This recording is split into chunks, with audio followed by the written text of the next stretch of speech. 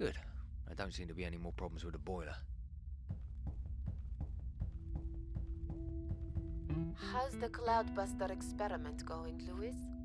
Everything looks stable and the propeller's already moving. The computer's indicating a slight strain in the mechanism, but I think that's normal. In a few minutes we'll see the first results.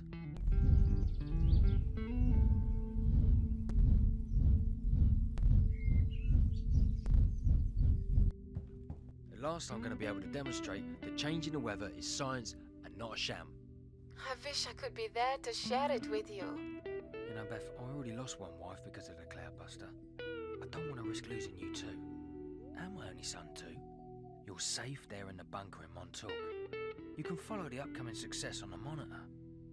And when the sun is shining in the sky thanks to the motion of the propeller that will sweep the clouds away completely, I'll come and get you both and we'll go and celebrate. By the way, what's Tacky up to? He's listening to Black Sabbath CD, as usual. Why doesn't he listen to Elvis records like other kids his age? Because you bring things from the future that should stay in the future. You seem to enjoy showing off your Madonna look to your friends. You're a fine one to talk, with that hair of yours that looks like a radioactive porcupine. I asked for that. Getting back to serious matters, can you see the clouds accelerating on the monitor? Does it look like they're clearing to you? Yes, it looks like something's starting to change.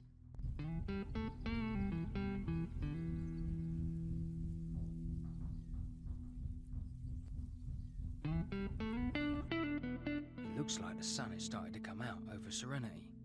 Can you see a funny light? There are strange flashes of light above the propeller. I don't understand. I'll check the data. I'm picking up some strange radiation. Some unexpected forms of energy. It's not going well at all, but I can't tell what's going wrong.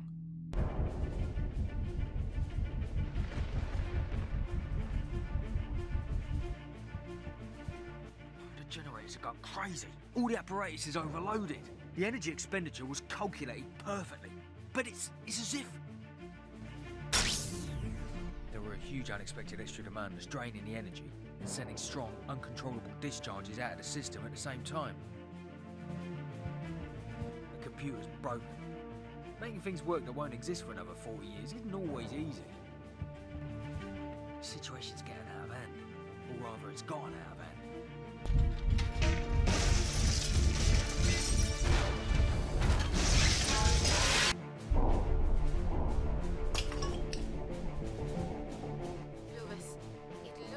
There's something coming out of the clouds.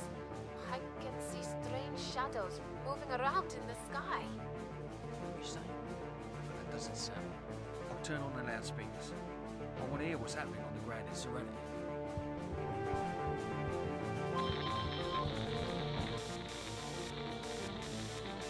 Oh my God! What are those things? Look up there! What are they? Moving around in the clouds, surrounded by strange swarms of them. What do we do, Lewis? They're coming towards us! For heaven's sake, stay where you are, Elspeth. Whatever happens, don't move. You have enough food for a year, and even if it takes a lifetime, wait for it. Don't open the doors. Ah! Get out there. Right, I promise. Try not to let it take you scared.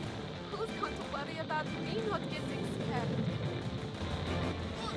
The army's bleeding! Help save us! Help! Help us! Wrong. Deflecting everything. It's not Hiroshima, but enough to wipe out the aliens and destroy Serenity's future. Or New York State's future. God damn it. At this rate of radioactive decay. So, listen.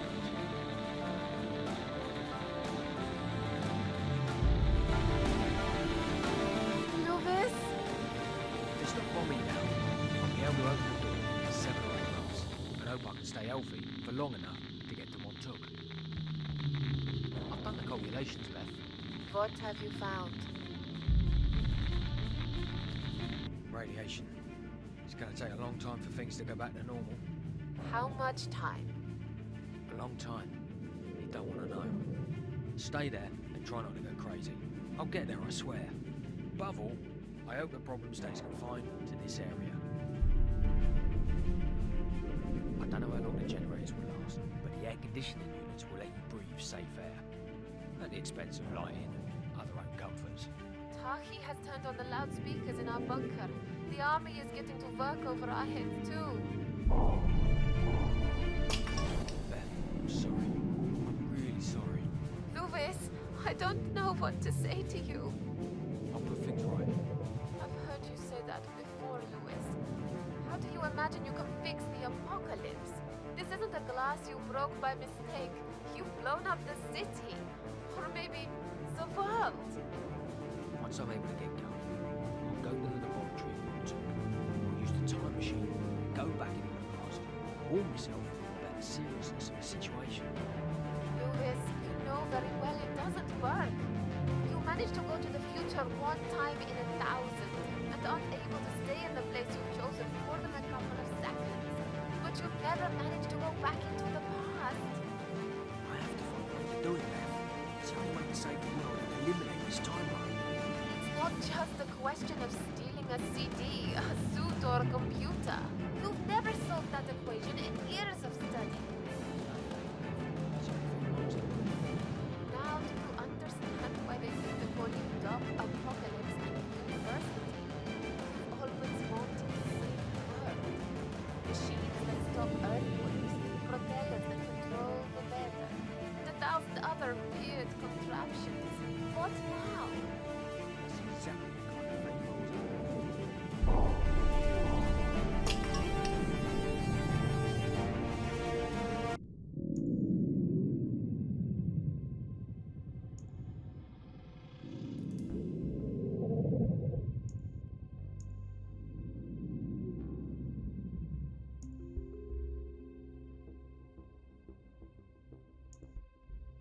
Nearly 8 months have gone by. Good job I brought a shaving kit with me to the bunker. Now I have to get them on took. Let's hope my machine is still in working order.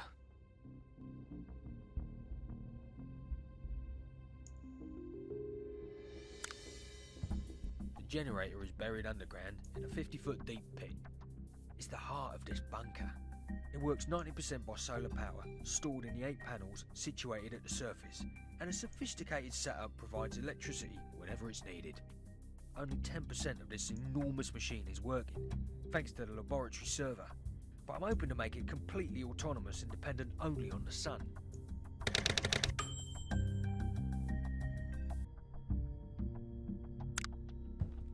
It's the bunker control panel.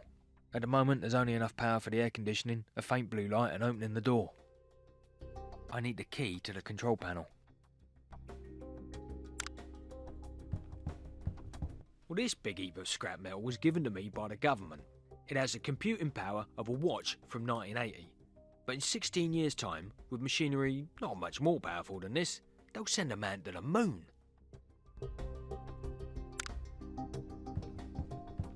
I'm particularly proud of this invention. It works like the valve in the inner tube of a bicycle. Positioned on the ground, it prevents earthquakes. In the wrong hands, it could be an extremely powerful weapon, because it can do the opposite too. I didn't mention it was capable of creating earthquakes, but only that it was an infallible preventative measure. The government wasn't interested. They didn't even want to see it working.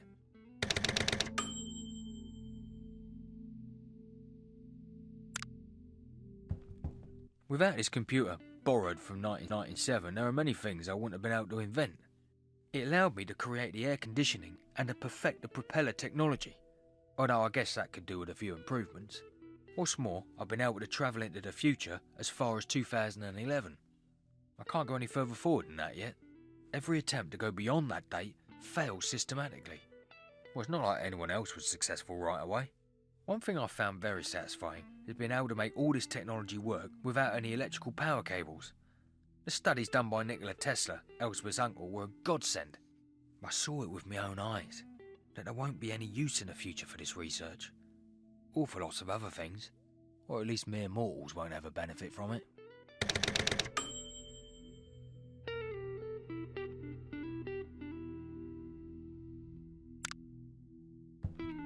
this the greatest demonstration of masculinity and adrenaline that you can hope for from a scientist. Hurling a chair to the ground in a moment of rage.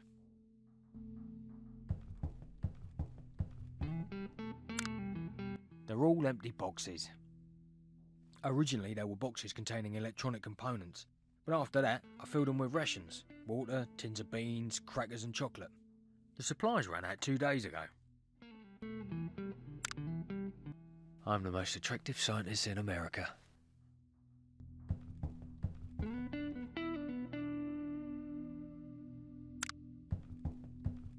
I've rested in this place for 8 months, about 23 hours a day. Now I have energy to spare. Let's have a look. Yes, here's the bunker key. It must have slipped out of my pocket while I was sleeping.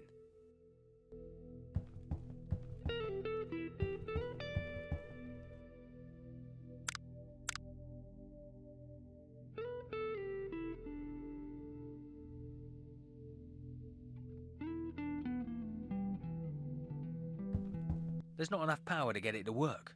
The generator is programmed to direct all residual power to the air conditioning, the control panel, and the blue light.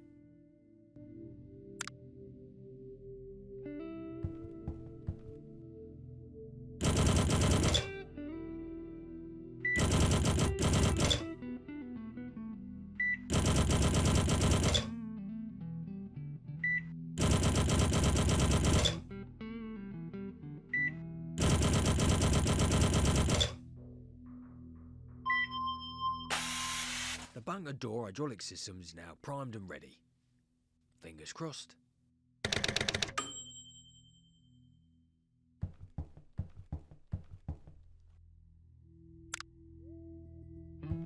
At last.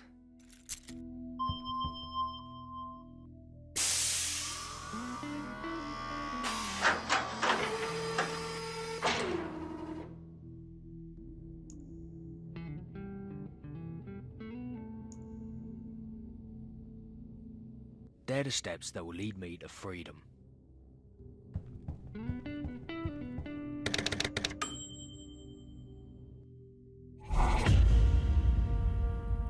Fine. That's not how I expected it to be. Perhaps I could have come out a few months ago. Luckily, the debris didn't block the entrance to the laboratory. Luck had nothing to do with it. What do you mean?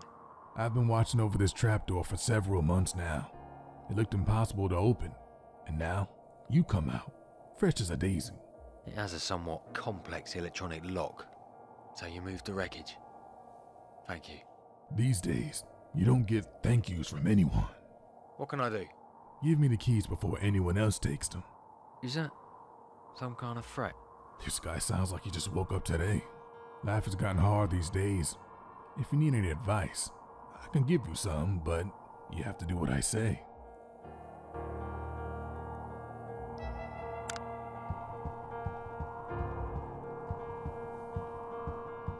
I lived here for many years. Now there's more excrement on the floor than there are floorboards. Of course. I've been using it as a John for months. Too much information.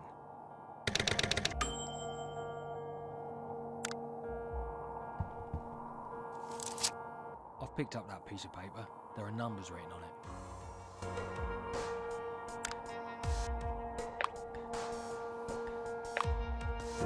Let's see if these numbers correspond to a radio frequency.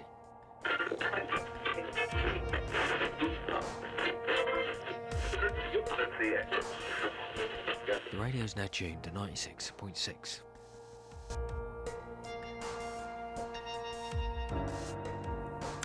So long, Marilyn. See you when I sorted out this problem.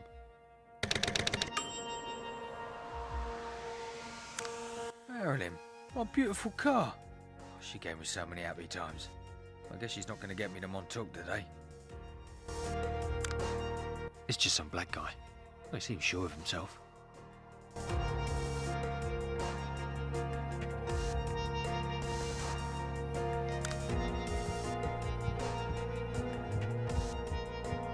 I don't talk to rude people. I'll give you my keys. I very much appreciate your kind gift. My name is Eli, alias the Oracle. I'm Lewis Higgins, alias Doc Higgins. Why so many keys? What do they open? Well, the first one's the key to my car. As you can see, it's not going anywhere. Actually, it's my bed now. The second one's the house key. But as you can see, it's not my house anymore. Actually, it's my toilet now. The third one's the key for the moat. Sorry, what I meant to say is it's the key for the trapdoor. It goes down to the cellar.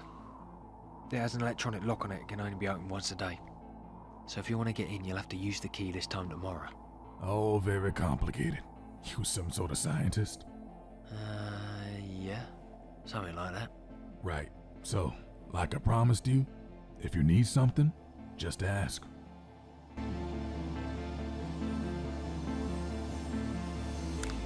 So... I need some information about this place. Sure. Well, what can you tell me about Serenity in general? Rubble, some rickety houses, desperate folks all over. There's still a few houses around owned by folks who know how to defend them. Rubble, a church, the police station, a store run by a loan shark. Rubble. Did I mention Rubble already? Maybe. Tell me about the church. A plane smashed through its roof. I guess it'll fall down sooner or later, but Father Camden's convinced that's not the way it'll go. Tell me about the police station. It's in the city square, Yeah, I remember. the least damaged part of Serenity. But if I were you, I wouldn't hang around the square too long. Why? You might become a target. Tell me about the store. If you got something to barter, you can go there. But they run the place in a very particular way. Best avoid that place. Okay, let's talk about something else. Okay, I need some information about the people who live here. sure. What can you tell me about the people who live in Serenity? A handful of souls, and a mixed bunch too. Other than myself, you'll meet Father Camden, who's gone completely gaga.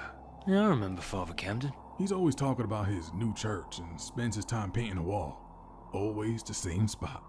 Then there's Gaius, or Gary. I don't know which one's his name and which one's his surname. He's a slimeball who reckons he's powerful and respected. Never heard of him. He's one of the many folks who come here from a long way out. When the Martians came, a lot of folks got hurt, you know. Some folks got hurt physically, some mentally, some both. Then there's the charming little Grimes family. The sheriff, his lady wife Ellen, and a son who likes to act tough, Butch. I remember them too. Not everyone left or got killed then. The mother's completely loony. The son is trying to blow his father away. And his father, who's even crazier than the mother, lives in police headquarters and fires out the window, sometimes. So he's still the sheriff then? No one respects him now. Then there are Butch's buddies. They call themselves the Apocalyptic Snake Gang. It's almost like Father Camden suggested that name to them. But you'll see what I mean by that for yourself. Keep away from them. They want to make out they're tough guys, and they do a whole heap of stupid stuff. Butch is their leader. Then there's a mutant community, but they're a long way out. Good thing too. Tell me about Father Camden.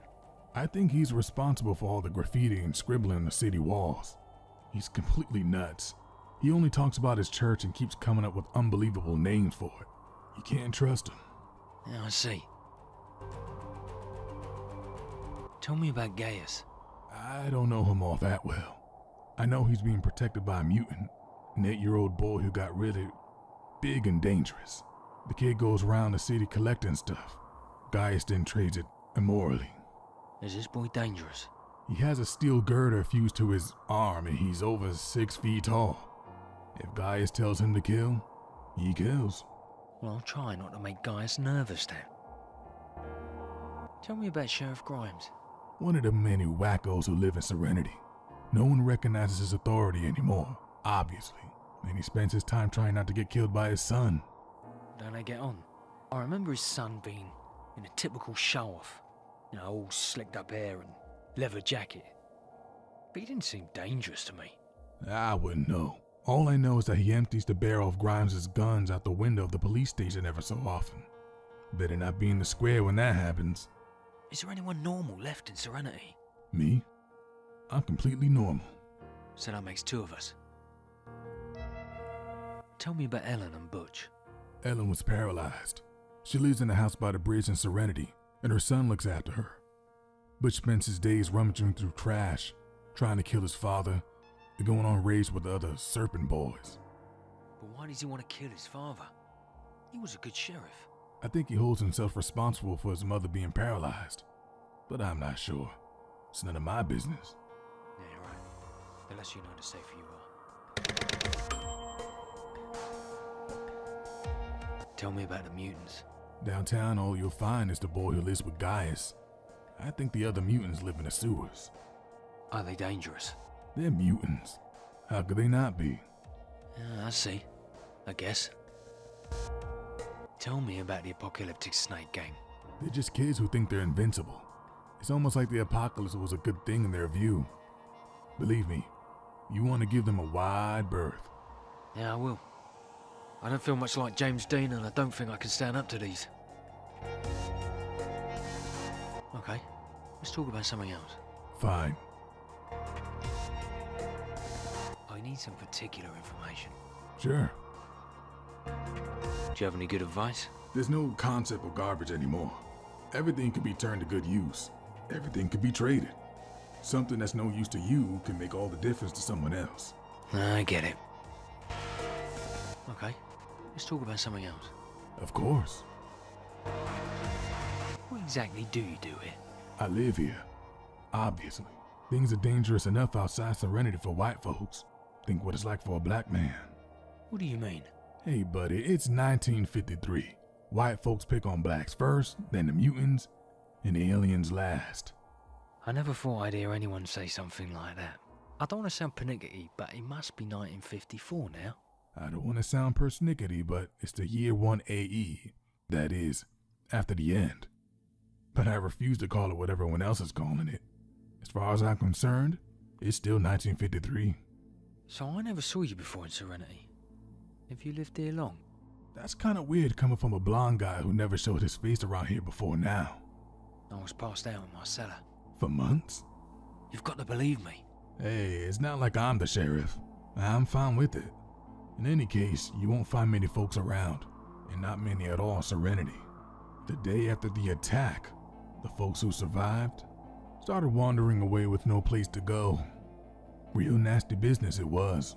Why would anyone leave their own town? Don't ask me. I used to travel the world before, and now I'm the proud owner of this magnificent mansion. Yeah, I see. Why have you got your hands in your pockets? I don't like to look at them. For a few months now, they've been changing shape and becoming hooked. Are there many mutants around? Some questions you shouldn't ask with hair like that.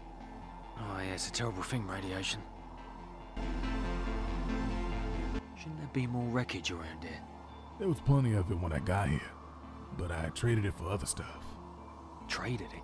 Almost everything has its price today, and seeing how good old greenbacks aren't worth a thing anymore, we do what we can. Could I ask what happened to the rest of my house? Oh, everything's someplace or other in Serenity. Scrap materials. It's all good stuff. I guess so. What happened to my car's wheels? They'd already gone when I got here. I guess I didn't find any gas in the car. Otherwise, they would have taken the whole thing away. Poor Marilyn. Hey, buddy, did you see what happened to the world? You really gonna cry over a car? You're so insensitive. Why do you call yourself the Oracle? I know a lot of things. I see a lot of things. Well, like you can see the future. Have you developed paranormal powers? No, I know a lot of things because I got a good memory. I see many things because my eyes are still working. Then I don't get why they... You sure you want to go on with this conversation? No, I don't feel I need to. I have to go now. Fine.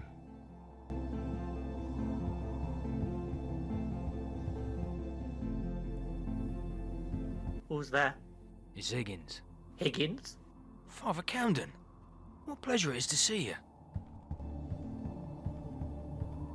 My dear Professor, you haven't changed a bit. It's been 8 months. I hope in the meantime you haven't become a communist, or even a Nazi communist. Well, to tell you the truth, A Bolshevik imperialist? nah, I'm still faithful to the same ideals. Oh, good. I am pleased to hear that. Do you want to rebuild the church? I still need to choose the paint for the walls. Looks like work's progressing slowly. Oh, yes. Slowly. Very, very, very slowly. That's how it should be. It's his will. Yeah, I see. I also need to choose a name for the new order. Order?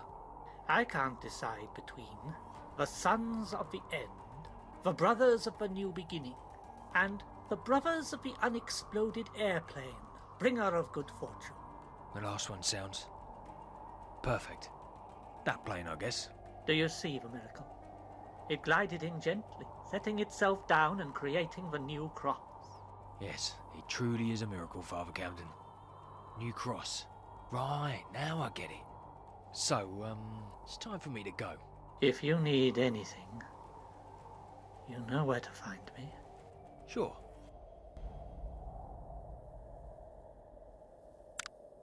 Father, can I ask you something? Of course, son. It's my job to provide answers to lost sheep. Yeah, right. Have you chosen a name for your order? Not yet. I can't decide between the followers of the plane that came from nowhere, the children of a church which should have collapsed but did not collapse, the disciples of serenity, which, when all is said and done, is still a nice little town. It's a tough choice. They're all great possibilities. Anyway, I don't think they're the same options as the ones you told me last time, if I'm not mistaken. No, son. They've been the same for months. Yeah, I see. How will you rebuild the inside of the church? Oh, I won't do that. It is a sacred place and must be kept as he devised it. The brothers will meet outside. Yeah, I see. Yeah, it sounds like a great idea to me. Anyhow, I wouldn't want to risk losing one of my flock because of a tile that falls by his will.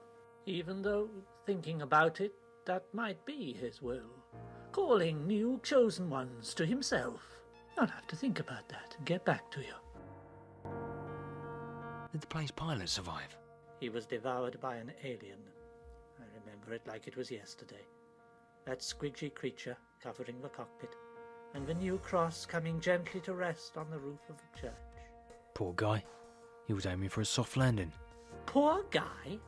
It was his plan. All things are written. Of course. How many people are there in this new venture? If you want to join me, there'll be 2 of us already. I see. It's spreading far and wide. It's going to be a real success. Those who want to be saved must stop in the shadow of a new cross. What do you think of those who stop in the shadow of a new cross? You're overflowing with marvellous ideas, Father. I'm off now. I'll be back soon to see how the work's coming along. Sure thing, son. I'll always be here.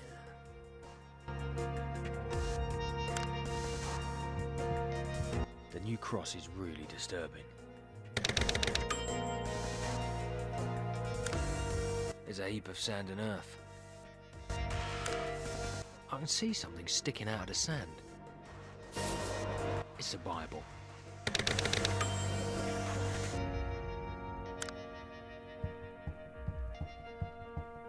It's just an advertisement. Oh yeah, that's a great idea.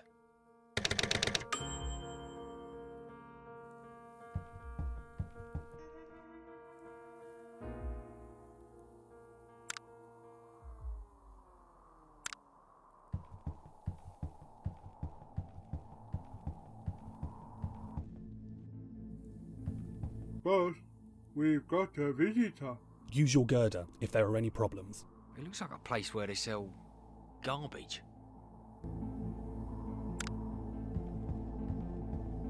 It's a tyre tied to a rope. Probably one of my tyres. Boss, maybe it's a complaint. Deal with it discreetly. Nah, no complaint. Good thing too. I hate complaints. He's a mutant, no doubt. He looks deep in concentration. So, hi. Welcome to Las Vegas, the kingdom of trading. What do you do here? Gerda is the god, the best god in Serenity. Yeah, I see. What happened to you? You look big. Radiation, cereal, the alien, who knows? I reckon it was the radiation. I'd like to trade something. Anything to do with trading, you need to talk to Boss Mangeus about it. Right now, I'm interested in books only. If you have any worth looking at in good condition, I can swap you something for them. But I get to say what I give you. That sounds democratic. Democracy died 8 months ago, and it was seriously ill. I get it. I have to go, but I'll be back soon. Come see us whenever you want. We're delighted you came by. We still need to work on that slogan.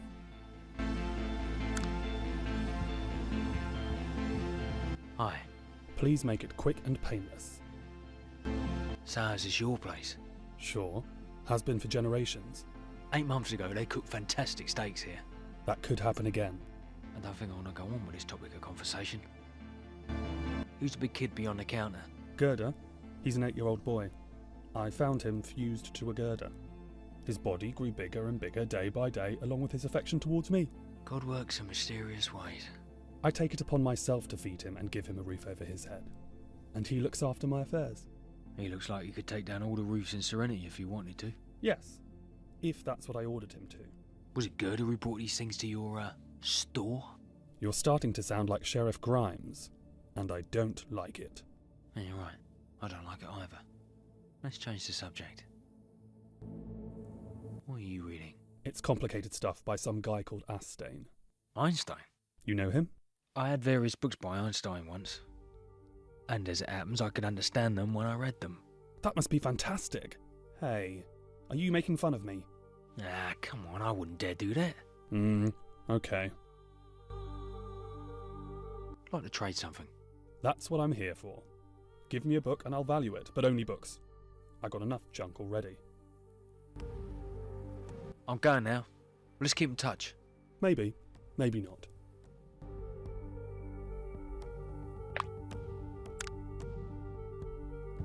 This might interest you. Bible. Yes, I heard of it once. Right. It's an adventure story. In exchange for this book, I can give you... Let's see. Yes, some information. When you need to know something, come find me again, and I'll tell you the secrets of the world. You know the secrets of the world? I read a lot.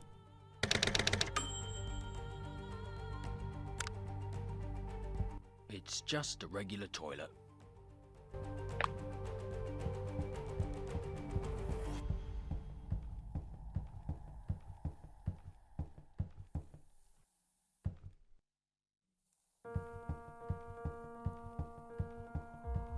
The Higgins house was razed to the ground, but the main square is almost untouched. Just my luck. The dear old stars and stripes. Hey, how's it going? It didn't reply. Ah, right. It's a statue.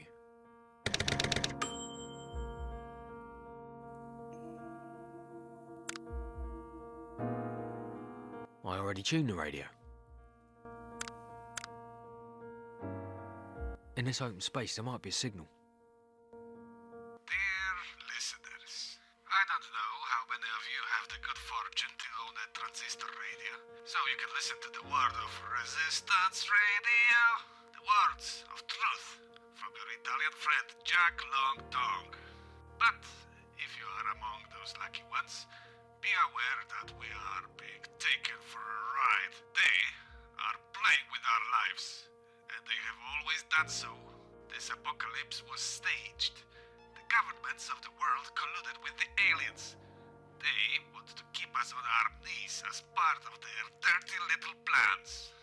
They had to destroy everything so that they could create a single superpower, a new government, a false savior to lead the revival. And those people stupid enough to think they're the Martians' friends have no idea what a terrible end is waiting for them. They came to plunder our resources, our world. We must rise up.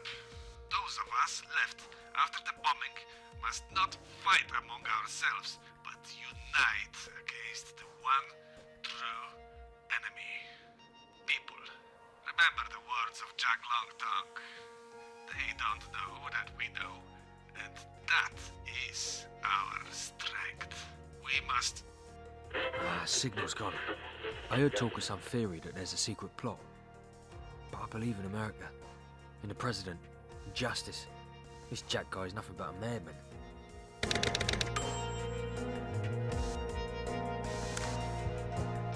Anyone there? Can I come in? Stop right there. Take 4 steps back and make yourself known. Hi, Sheriff. Well, strike me, Professor Higgins. I should have recognized your hair. Come inside. It's not safe here. Come on this way. It's been months since I saw you, Professor. Been out of town? You could say that. I see. It's good to see you again. There aren't that many friendly faces in Serenity. So I've noticed. And dare I say it, not just in Serenity. Everyone's gone crazy. Soldiers, priests, relatives. Fear and radiation play nasty tricks. Who's better than a scientist to know that? Come along, come in. Don't be afraid. I'm not afraid. Should I be? You should. Survival's hard these days. Are you heading someplace? Or are you planning on settling in Serenity again? I have to get to my family in Montauk. That's quite a journey without transport or weapons. You got any? Well, my car's currently some no-good individual's bed or toilet. And as for weapons, I'm screwed. In that case, don't cross the bridge. I don't know where you've been or how you've survived up to now, but I strongly advise you not to leave Serenity. At least here you've got me. Yes, aren't we lucky? Once I sort out my family problems, I can devote myself completely to the town. Family problems? It's a long story. I've blocked all access to the station. Every room sealed off. This is the only office available. If you need to rest, you can stay here as long as you like. I have to finish reading these documents. But don't worry. If you need anything, don't hesitate to ask. Thanks. Sheriff, can I ask you something? Sure, Professor. How are things in Serenity? Bad. Like the rest of the planet. Once my little family problem is sorted out, I'm going to try to bring a little lifeblood back to this town. You don't look too good. Radiation sickness? Obviously. Hair loss, blisters, and nausea. And it keeps getting worse. I walk around like an old man, and I can feel my strength ebbing away more and more every day. I know how you're feeling. At the start of my career, I worked with unstable, harmful types of energy too. I think my grandfather, God rest his soul, would have had no problem beating me at arm wrestling. Professor, do you by chance have something to do with this hell that was unleashed? Absolutely not. You were telling me you had family problems. Yeah, but I don't think they'd interest you. On the contrary, feel free to get them off your chest. My son wants to kill me. He holds me responsible for the state my wife is in. He insists I could have saved her from the accident. But I didn't realize what was happening to her. I was directing the crowd towards the bridge in that bus. Anyhow, I don't know what to do anymore. I've got to the point where I can reckon there's only one solution, him or me. But how could I kill my own son? No, I know what it's like to be at a crossroads. Besides, after solve these cases, I won't be able to rest until justice is done. Are you investigating criminals? I've been on the trail of these people for years. The world is full of crooks now. They don't deserve my indifference. Once things are better in my family, I'll catch them. What exactly is your son doing? Lots of things. Shooting at me, for instance. Now he's run out of ammunition, and anyway, so have I. He throws rocks at the windows of the police station. Thanks to us, the square in Serenity is more like the Wild West than a little post-apocalyptic town. I'm sorry. It's an awful thing. Fortunately, he's never gotten it into his head to blow up my truck. It doesn't have any gas in it, but I know it'll come in useful one day. Somehow or other. My car's in pieces. Like the cars of everyone who lives in Serenity, I fought tooth and nail to keep a hold of that vehicle, not to mention the station and my own hide. Have you ever heard of Jack Longtongue? Yes, but I don't know much about him, and I'm not interested in crackpots. Yeah, I see. I have to go now. You'll find me here.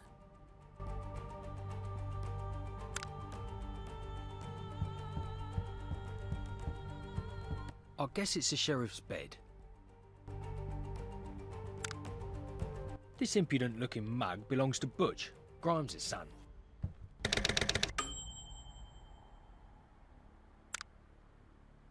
Hey, boy. It didn't reply. Ah, right. It's a photograph.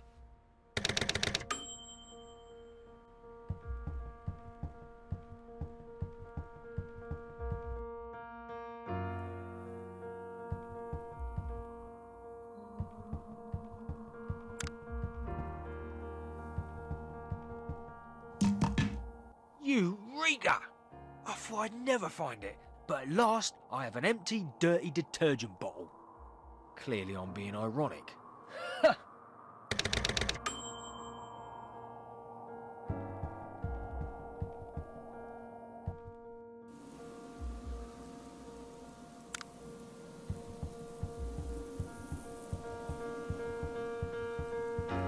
Dying, rotting, destroyed trees. Once this valley was a source of great inspiration, but one day it will be once more.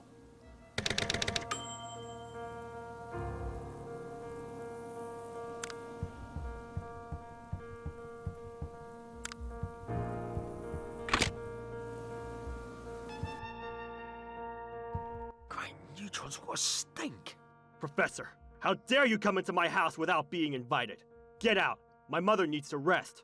Don't make me have to tell you twice. Excuse me, I've been away for a long time. I thought it was a steakhouse.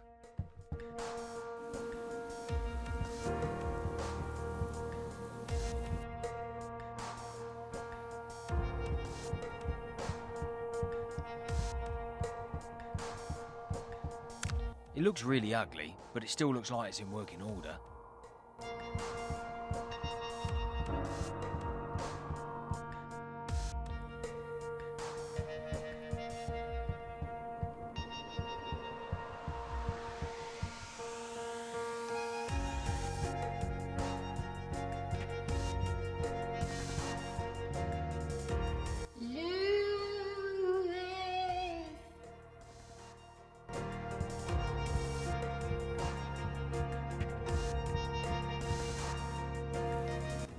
Would you look at that?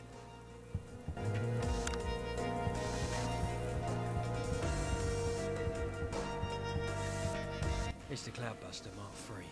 The first experiment produced intriguing results, but it couldn't generate enough power to disperse the clouds. The second experiment ended in tragedy. Although the refined mechanism resulted in a 246% increase in power, the propeller ripped off its mounting and landed 50 feet away on my wife, killing her instantly. It saddens me to remember. But with Mark III here, everything was rectified, and it seemed to go to plan. Well, apart from the old apocalypse part. I'm having a hard time deciding if the Cloudbuster was a mild success or a miserable failure.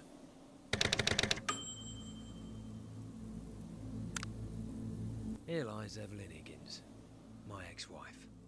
It looks like the Cloudbuster just missed, which wasn't the case the first time around. Or Evelyn.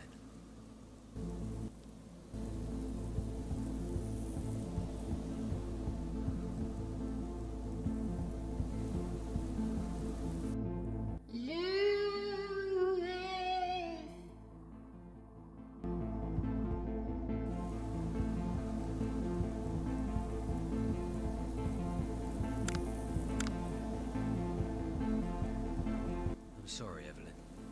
You were right all along. The Cloudbuster experiment was nothing but a disaster. I should have listened. Sorry.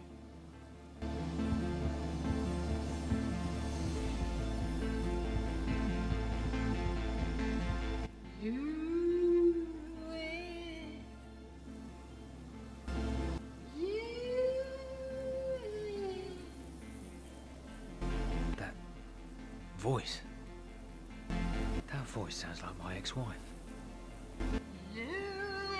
Higgins! My mind. Is my mind playing tricks on me?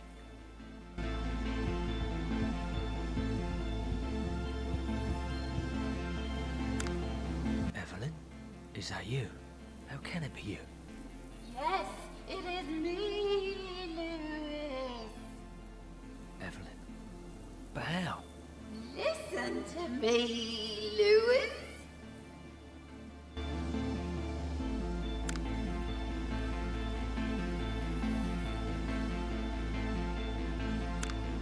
Evelyn? Lewis! Lewis! Have you done the dishes? Have I done the... Evelyn, I don't know what to say to you. The dishes, Lewis! Don't forget to do the dishes. Yeah, I will do the dishes, my darling, but you, what are you doing here? You died 6 years ago. Do not worry about me, Lewis. I am in a better place. The Cloudbuster experiment. I'm sorry. A quick and painless death, my love. You know, I always believed in you. And are you? From our humble beginnings in London, Lewis. Do you remember your early experiments? The tree cedar, chemical X, Well, how can I forget chemical eggs? and that god-awful invention of yours, the dishwasher. Yeah, I know. It will never work. I left a patent lying around in the future somewhere. You gave me a wonderful life, Lewis, I have another partner now. and a wonderful one at that. And Tacky's all grown up now. Our little boy has blossomed, and he is in hands no better than yours and your partner. Ah, that's just how things have worked out. You know you have me heart. Yes, I know it well, Lewis. But what is meant to be is meant to be. Yeah, like the dishes. They're meant to be done. Yes, Lewis, the dishes. Have you done them? Well, I'm kind of in the middle of an apocalypse right now, my darling. One that I sort of started. It has nothing to do with you, Lewis. No, I mean, I knew there was a risk with the other Cloudbuster experiment, but this... You are not listening, Lewis. I'm listening. I'm also stood talking to a ghost. Do the dishes. Don't worry about the apocalypse and what else. Families first, Lewis. Yeah, they are. I'm trying to reach them. Not only yours, Lewis.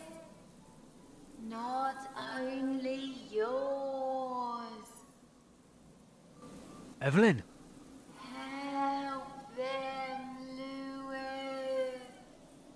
It is the key to understanding all of this.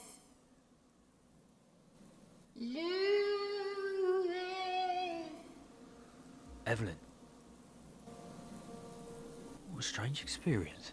Somehow, I feel more connected, yet at the same time more disconnected from this situation. Perhaps it's the artifacts of succeeding or not with the time machine. Perhaps this timeline is already becoming blurry. Or maybe some strange residue left over from the creatures. I sincerely hope I'm not turning into a mutant. Now, what other family was she talking about?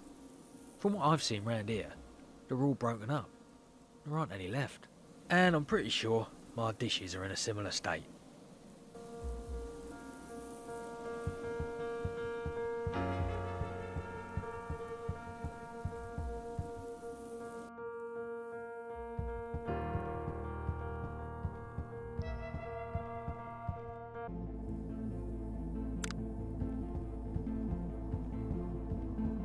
So, I need some particular information. Sure. Have you ever heard of Jack Longtongue? Ah, Resistance Radio. Yes, some people who got those newfangled transistor radios managed to catch that broadcast. He's some lunatic who goes on all day about the corrupt government, the Martians, the apocalypse. Where is this radio station? They say it's somewhere in New York. I don't know why they haven't blown his brains out yet. Who should blow his brains out? The government, obviously. Do we still have a government? The New World Order. Where the heck have you been up till now, Blondie? It's the regime that keeps this tired old world going, headed by the Most High. Who is the Most High? They don't tell us poor souls much. In the big cities, Washington, New York, Rome, Paris, Madrid, folks know more there. The militia stops disorder breaking out and controls the reconstruction of the world. So small places like Serenity are outside the control of the militia? For now. Month by month, their long shadow will end up reaching everywhere. Who is the militia made up of? Volunteers. Folks they think are physically and mentally fit for the job, which takes them away from a life among the rubble. It gives them a hot meal and a best friend, the Most High. The human race knows how to adapt to any situation, even if it isn't always sure it's making the right choices. You can say that again, buddy. Anyway, if you're interested in the Resistance Radio Army, you need to find Jack Longtongue.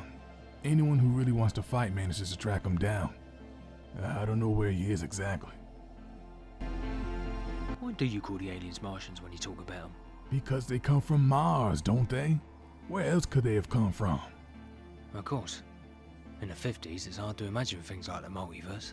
Multiverse? Forget it, it's much too long a story. Have you ever seen the militia? I left New York because of the militia. When I saw them with my own eyes, killing babies, ransacking places they shouldn't have been ransacking under the new laws, I decided to get the heck out. Before they could get themselves organized and stop the survivors from leaving their neighborhoods, I managed to get together with some runaways. No one in their right should go anywhere near the big cities. But anyhow, sooner or later, they'll get here.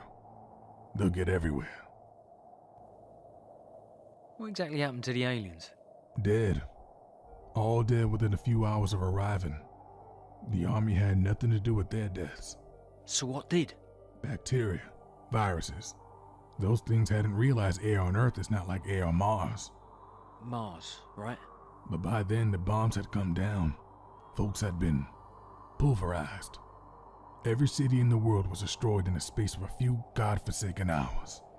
And not long after that, even those things got pulverized, vanished into nothing, dissolved. So this didn't happen just in our state? They showed up all over the world at the same time.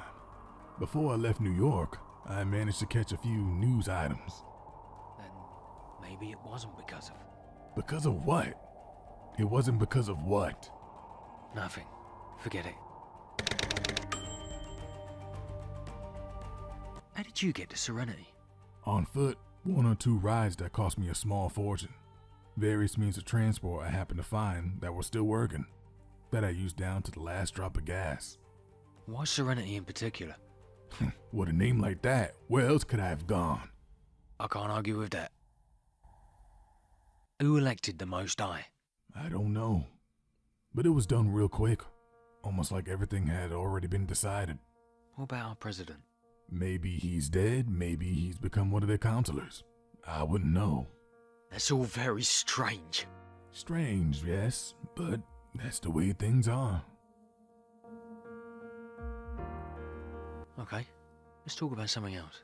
Of course. I have to go now. Fine.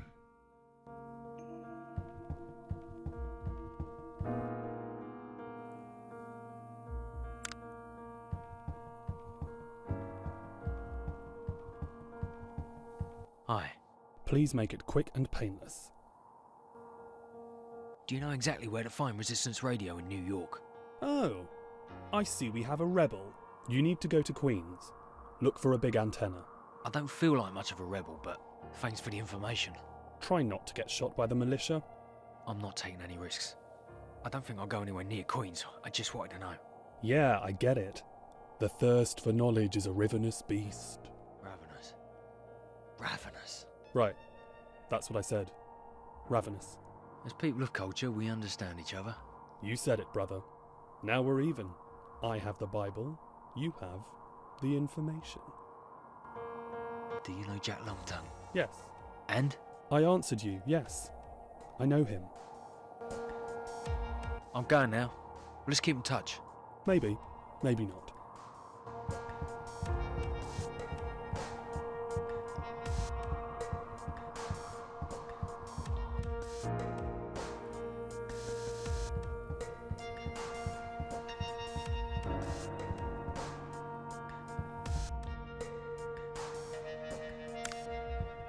Sheriff, can I ask you something? Sure, Professor. I want to help you in exchange for the keys to your truck. I don't think there's anything you can do, Professor. I want to try. And if I succeed, you can give me your keys so I can reach my family in Montauk. All right. A heap of iron can't be more important than my family. My wife is sick. She needs care that I'm sure my son can't give her. I'll try to put in a good word. Do you want to kill him? I recommend you hurt him because that way he'll be forced to take action. It's me who's the law. And only I can kill him. It's all so damn complicated. Anyway, look, don't worry. I don't want to hurt anyone. I just want to go to the Montauk. I have to go now. You'll find me here.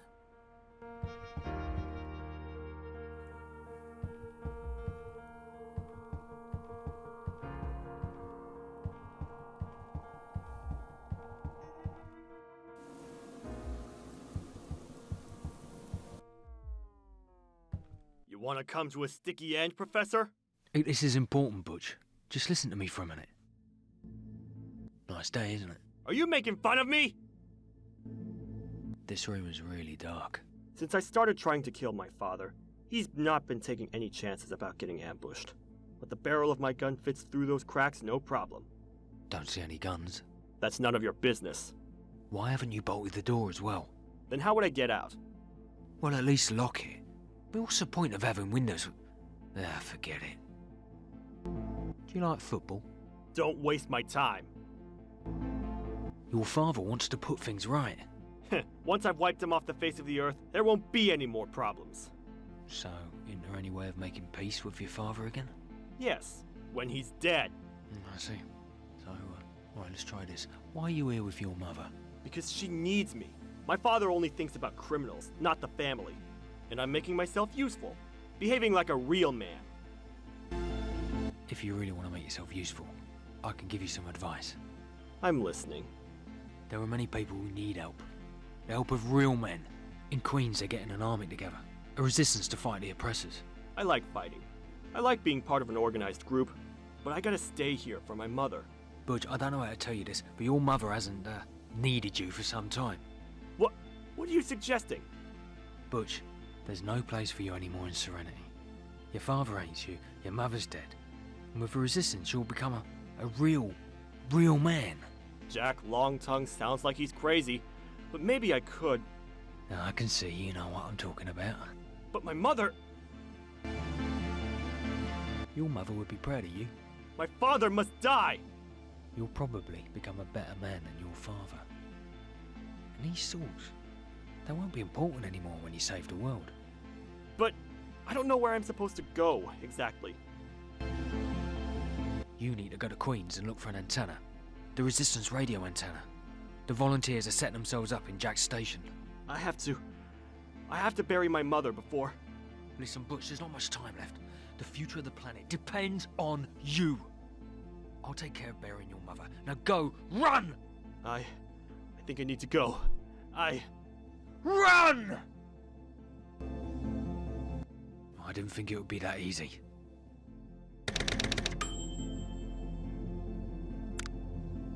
She's not suffering anymore, but I feel sick.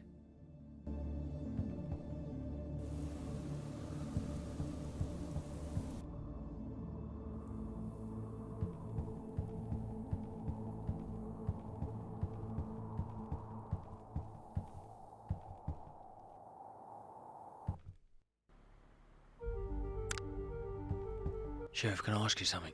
Sure, Professor. I solved a problem with your son. I can't believe it. So, what happened? Your son has left. Just as I was going into the house, he was leaving. I don't know where he was headed. And my wife, did you see her? It's kind of complicated, Sheriff. I think your son has lost his mind. Your wife has been dead for some time, but he was carrying on as if nothing had happened. What you're telling me,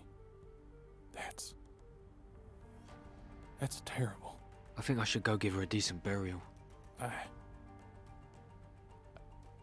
don't know what to say. Once I put things right, none of this will have ever happened.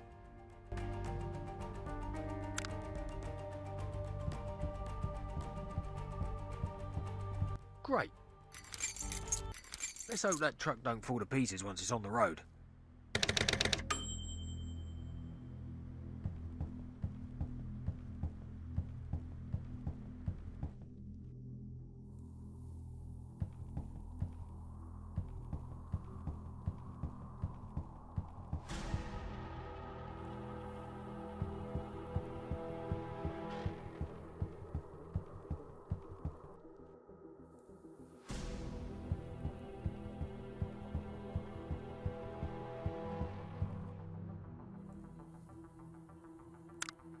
He's gone completely nuts.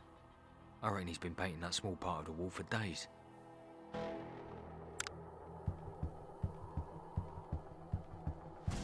Father, can I ask you something? Of course, son. It's my job to provide answers to lost sheep. Yeah, right. Would you happen to have any gasoline? Not me, my dear Professor. But I know that nice young man, what's his name, Butch, has supplies hidden away at his place. Nice young man. Oh, yes, he's delightful, polite, respectful, and he shows so much interest in my church. He suggested I call it the Bikers of the Apocalypse. Such a wonderful name. Oh, I see. Try asking him for a can of gas. He told me he has a couple filled to the brim. He's so willing to be of assistance. He won't hesitate to help. I'm not sure we're talking about the same person. Butch Grimes. Yeah, I'm not sure we're talking about the same person. I'm off now. I'll be back soon to see how the work's coming along. Sure thing, son. I'll always be here.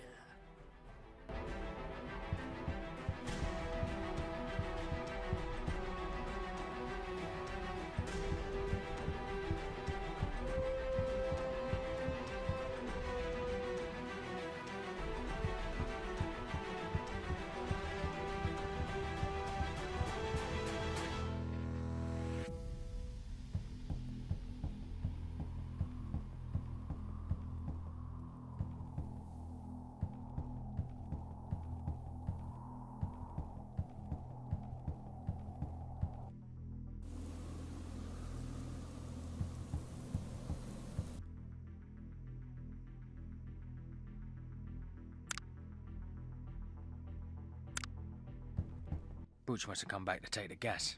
I don't see any blood around. I guess father and son didn't cross paths. Well, Father Camden said there were 2 cans, but I can only see one. He was in a great hurry and can't afford to take the spare one, fortunately. Montauk gets ever nearer.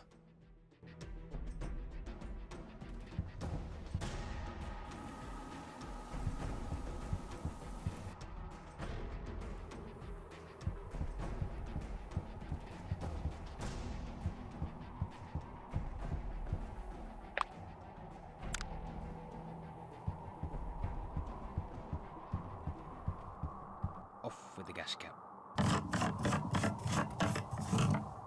In with the gas. Nearly done. Okay, now I don't need a gas can anymore. It's time to go to Montauk.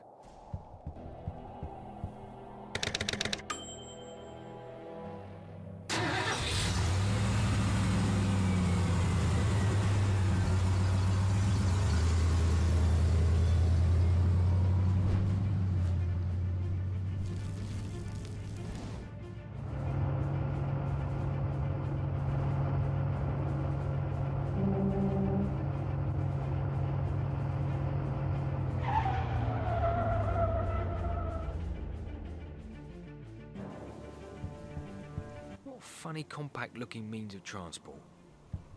Officer, was I going too fast, perhaps? Are you going to give me a ticket? It's hard to believe how a person of your shrewdness could say such a thing. You have a wonderful girlfriend and son here, Doctor. I believe you want to see them again? That sounds like a threat. Why has the German army come here to threaten me? What's happened to my family? German, American, Russian. There's no difference anymore, mein lieber Freund. It was difficult to get into the bunker in Montauk, but fortunately we managed to find it in time. How do you know all this? And you still haven't told me how Tobias and Elsbeth are. They are safe in our operation headquarters. The delightful scientist is telling Werner von Braun how that big egg, or whatever you prefer to call it, works. The coffee machine. Well, why is that of interest to you? Take me to him. Do not insult my intelligence, Herr Doctor. You will see your family soon. But first, you must help Bishop to solve a little problem. Then you may see them. Who the hell is Bishop? I don't want to help anybody. I want to see Elsbeth and Tacky. And the machine. You see, Herr Doctor, you and Bishop are in the same situation. You must do the government a favor, and the government will do you a favor. They're waiting for you not far from here. You will take a plane that will take you to the North Pole. Once the problem is resolved, we will take you to the base so that you can show us how to use the machine, if your girlfriend has not collaborated. We know roughly how it works, but we're still missing a few details. Then, you will be free to go. I don't think I have much choice. The North Pole, you said? I better find a scarf and gloves. Very funny, Herr Doctor. We do not have a great sense of humor, but you see, you make me laugh. I wasn't joking. The XB-35 is heated, and strangely enough, the area that you will visit is hospitable. You will not have to worry about the temperature. So, let's go. But how long have you been spying on us? How did you find out everything about us? At least tell me that. With the coming of the new order, we have changed many things. We learned much from Eisenhower's notes, Tesla's projects, and references to his niece, that is, your girlfriend. That's how we found your curious but incredibly devoted family. After Nicola died, there was nothing left. Inventions, notes. It was all deposited in what then became our base of operations, known as Area 51. Yeah, I see. Deposited. Or rather, stolen and hidden. I hope there won't be any other difficulties afterwards. There won't, Herr Doctor. But please, do one thing for me. As soon as possible. Cut that hair! Nazis. I hate those guys.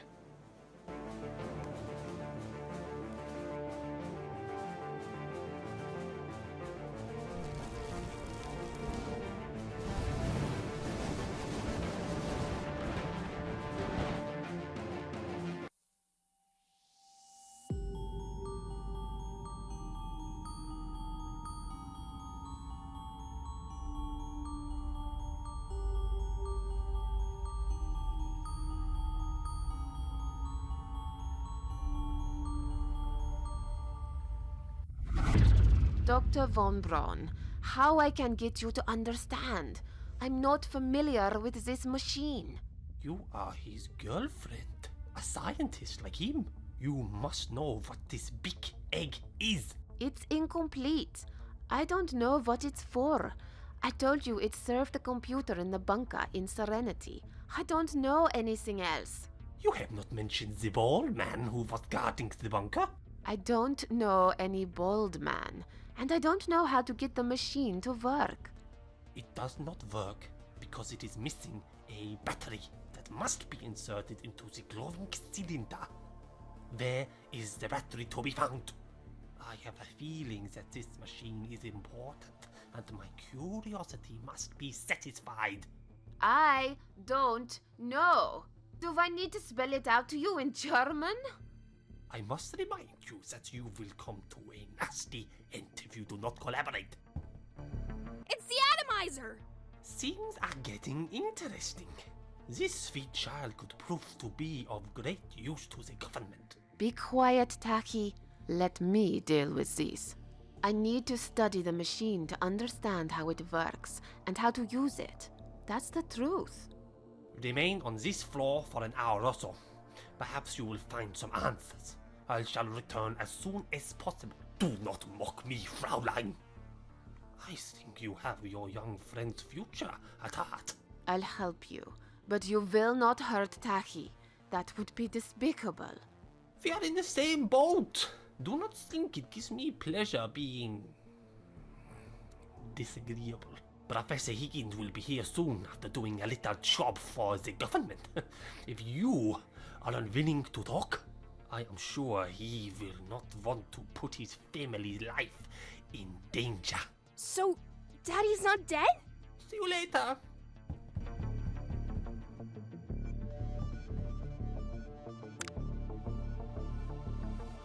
Here, Taki, take this lipstick. Okay, but don't tell Daddy.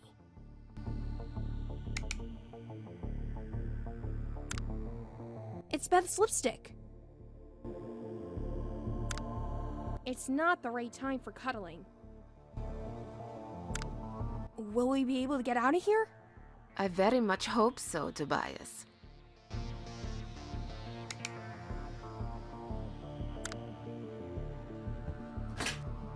This might come in handy. It's Lewis's Mac. He activates the time machine using that computer. It's Daddy's computer. One day I'll be able to use it too.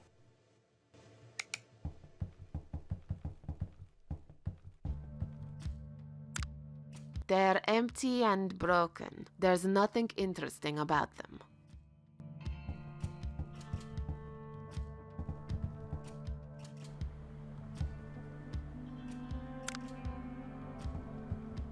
That might be useful.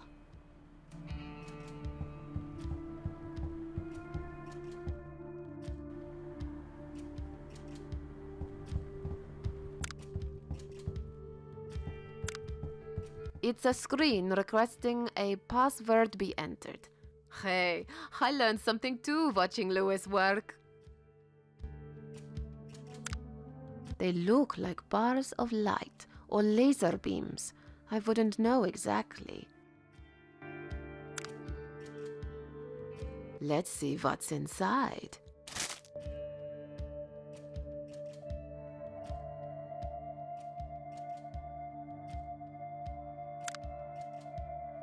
I'd rather not.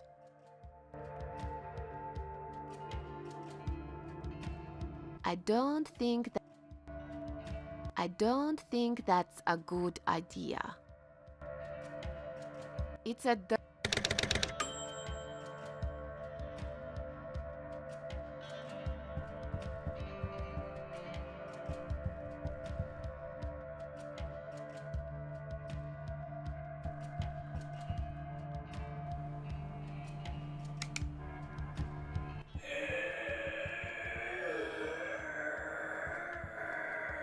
There's someone in the bathroom.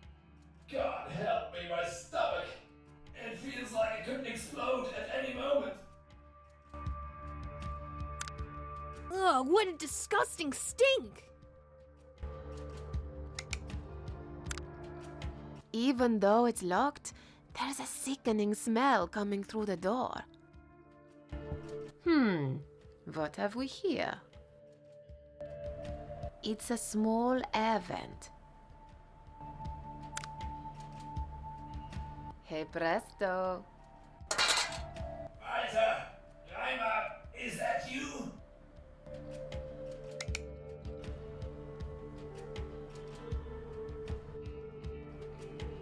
It's an air vent.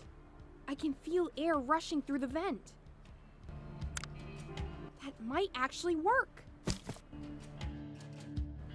I made it through. Wow, look at all those lasers. I better stay away from them. Uncle Ivor walked through one of Daddy's lasers once, and Uncle Ivor never walked again after that.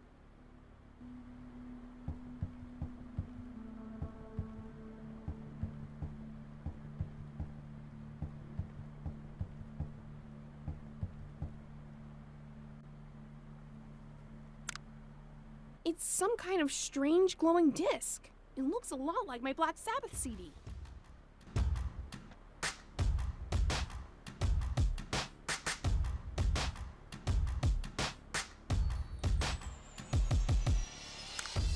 I can't reach it.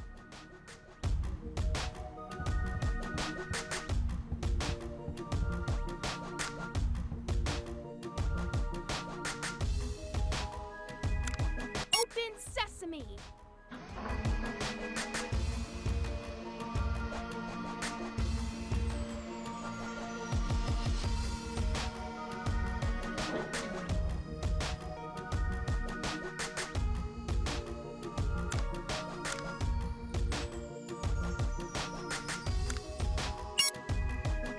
Move, move, move!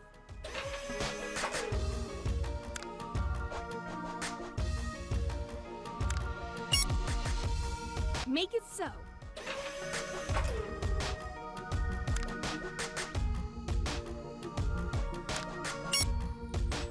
Move, move, move!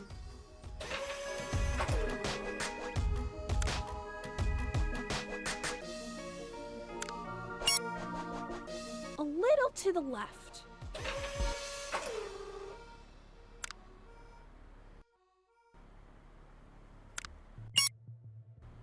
Keep going, keep going!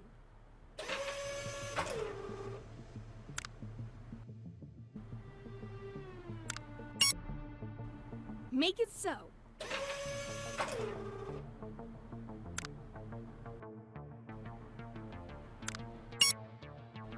A little to the left.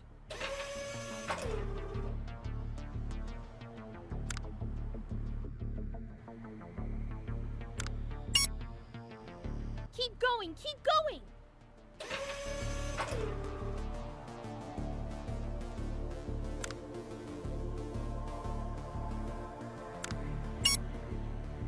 Move, move, move! Something happened.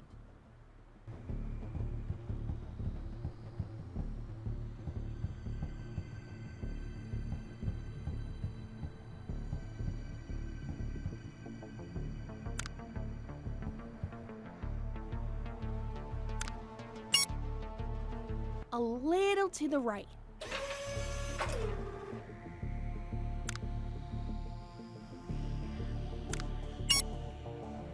Keep going, keep going!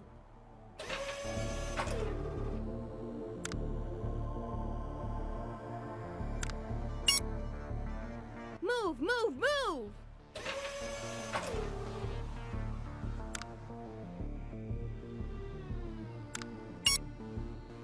Make it so.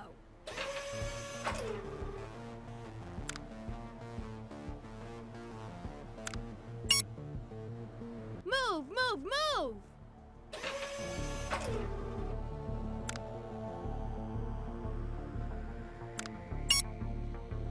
A little to the right.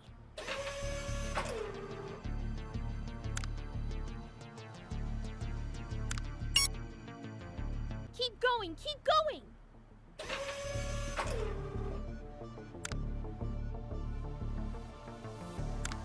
Please stand clear of the bridge.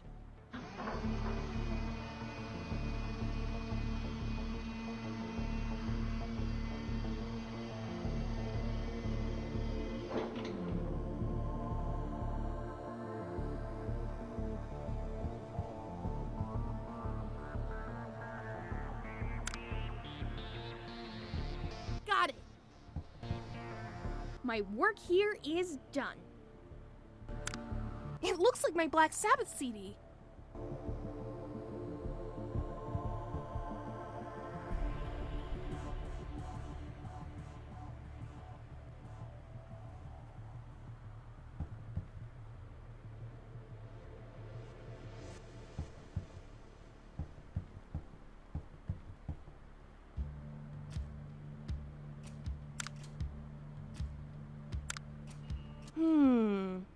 What is that thing? Whatever it is, it's covered in strange symbols, and there's some kind of glowing circle in the middle.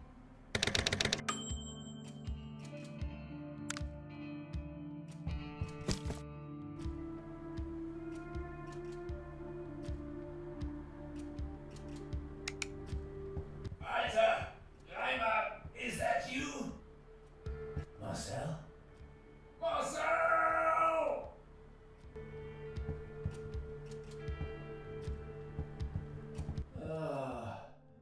That really hurt. This is so embarrassing. I don't think I want to know what's on the other side of that door.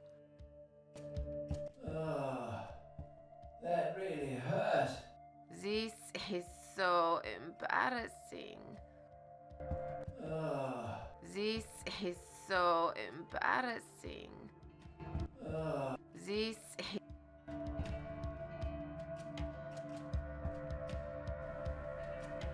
It'll never go back to its original size. I wish I hadn't heard that. Marcel? Marcel! Korolev, is that you? Those mushrooms were contaminated. God damn it.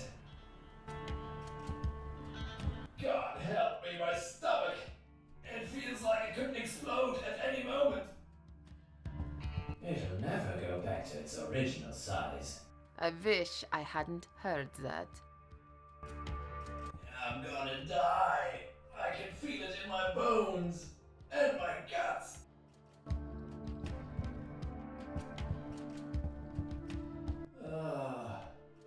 That really hurt. This is so... Marcel? General Blanchard, is that you? I think I can hear footsteps. Mangler, is that you? Fetch me another roll of toilet paper, please.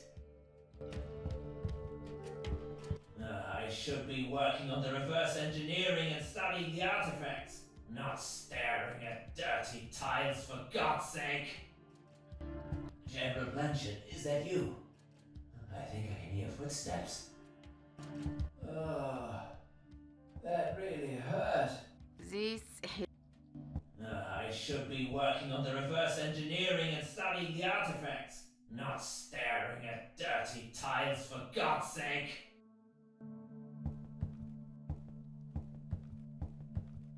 Weiter! Reimer, is that you? Weiter!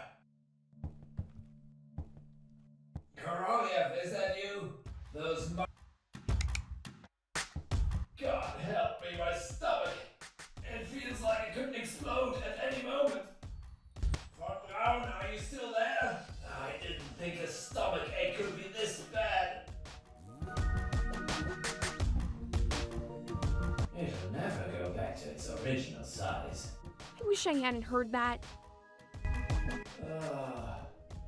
This is so embarrassing. Korolev, is that... Booze, is that you? Sorry if I haven't told you the new password for the computer yet. It's Roswell 47 now, with the usual capitalization. Say, it is you, isn't it? Password. Roswell 47. Interesting. Von Braun, are you still there? I didn't think a...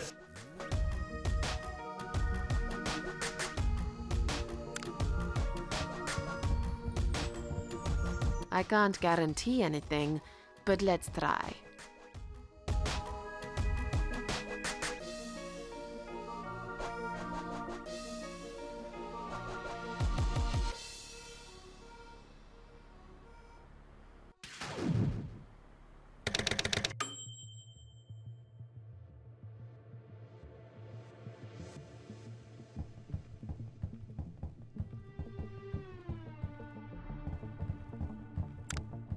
I can see pyramids, aliens, Einstein, DNA, the Milky Way. It's really impressive, but I don't understand what it means.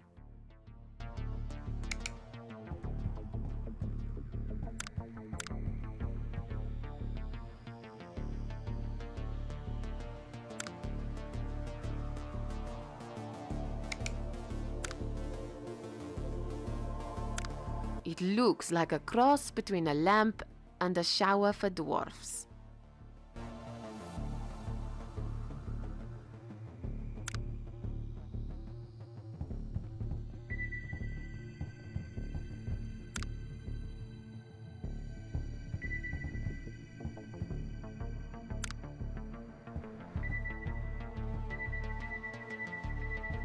Now would you look at that? That's really strange. Awesome! Did you see that? Yes, I was here with you. And it's not awesome.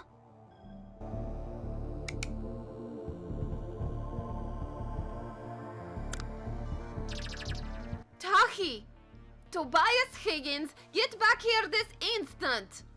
Lewis would kill me. Wow, that's so cool! It's alien planes. I get it. It's the flying saucer we saw when they brought us here. The same bars of light that Beth made disappear. Hey, that's funny. 1, 2, 3, 4, 5, 6, 7, 8 pictures. I gotta go tell Beth all about this. Tobias, are you okay? Yes, I'm all in one piece. I gotta tell you what I saw. I tried to follow you, but nothing happened. Tell me all about it. I was in a flying saucer we saw where all those planes were. In the hangar? The ceiling is low and there's a door with glowing beams like the ones he made disappear here. I saw 8 small pictures near the door. And in the center of the room there were 2 strange chairs and a large empty space. Maybe this computer was there before. It's possible. Reverse engineering. They're trying to understand alien technology. Reverse, what? When you teleported onto the spaceship, a new keyboard appeared on this monitor. Maybe I should use it. Perhaps there's something on that flying saucer that can get us out of here. I don't want you to go back in that awful thing. Come on, Beth. We're not safe here, and anyhow, I've done it already. It's not dangerous. There's no one there, and I might find something useful. Well, maybe you're right. Listen, I'm going to try playing around with this keypad, but you've got to be quick. I hate the thought of you being far away and alone.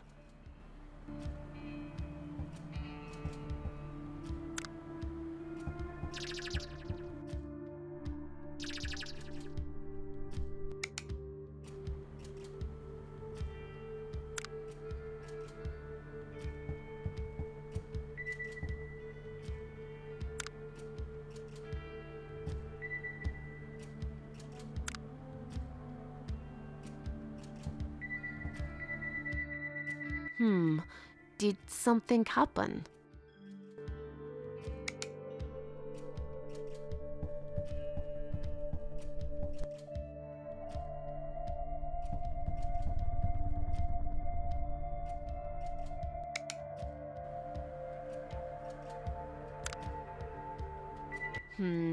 I hope this is the last time I have to play around with this thing.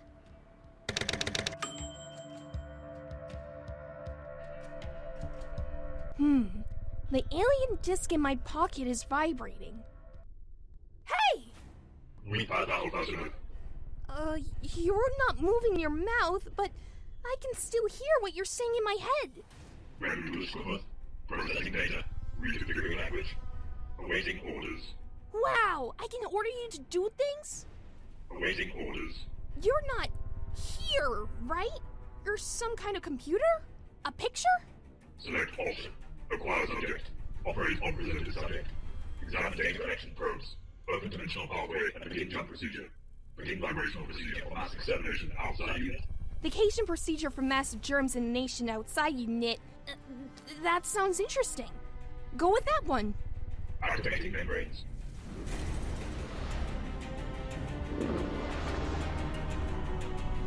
Select radius of activation. 100 yards, 300 yards, 500 yards. 500 sounds best to me. Daddy always says, no matter what, big is better.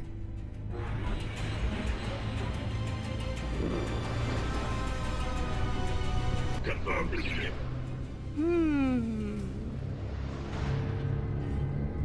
I confirm. Vibrations activated.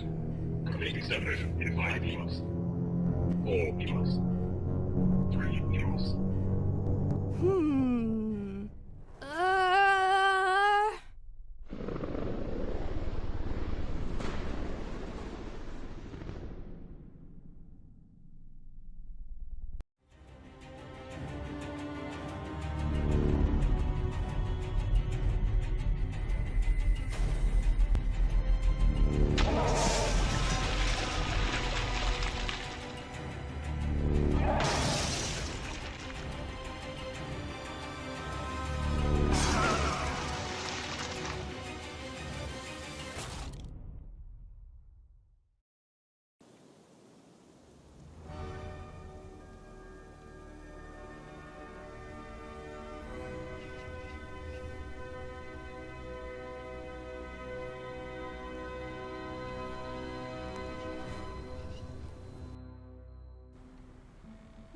I get it.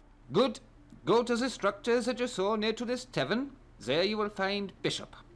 What am I supposed to do exactly? Talk to Bishop. And be quick about it. You have only a couple of hours. Then come back to me with the solution to the mystery. Can I at least know why, even though it's ought to be -20? I mean, there's actually snow here. The temperature feels like a cool Californian morning. Go to Dr. Bishop. I think I'll go see Bishop.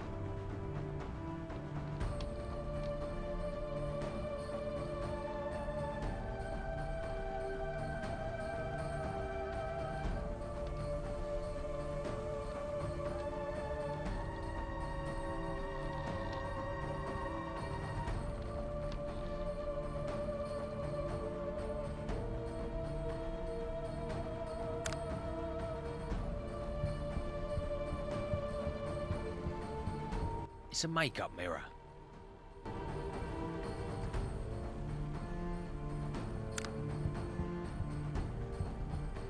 He's resting, thinking, smoking, and dreaming. We've all done it at least once in our lives.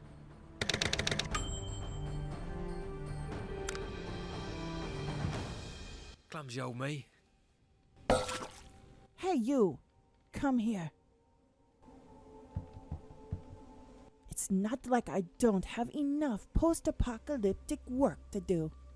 Sorry, I slipped. Grr! I'll clean it up in a moment. Well, the environment here may not be cold, but the people certainly are.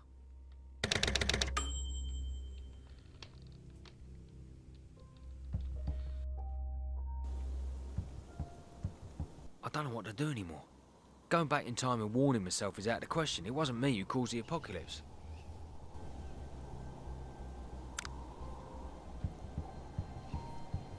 That's one thing to cross off my to-do list. I've seen the Aurora Borealis. The phenomenon is caused by the interaction of charged solar particles with the Earth's ionosphere. It's in a science lesson though, so we can move on to other things.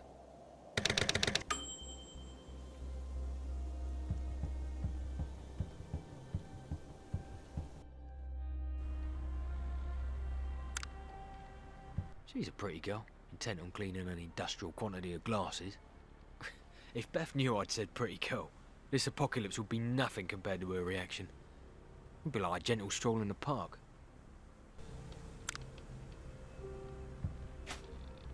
Well, that's something I could really do with. A mirror for touching up my makeup.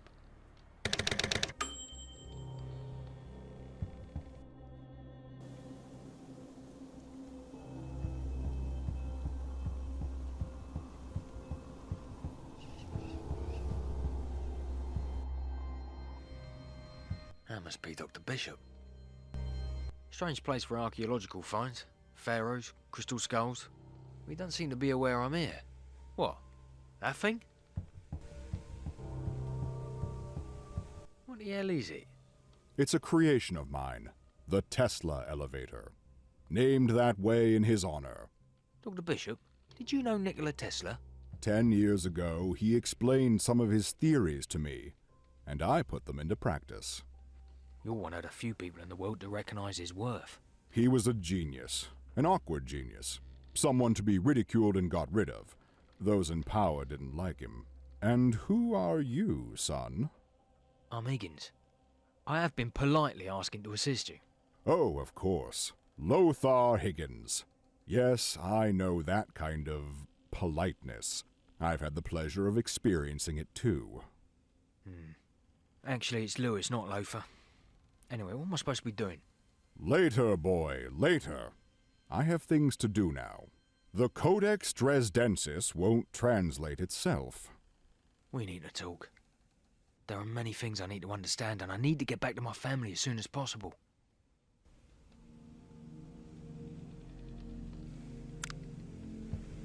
Presumably, this is a container for dangerous materials. But at the moment, there's nothing in it. Better not touch it.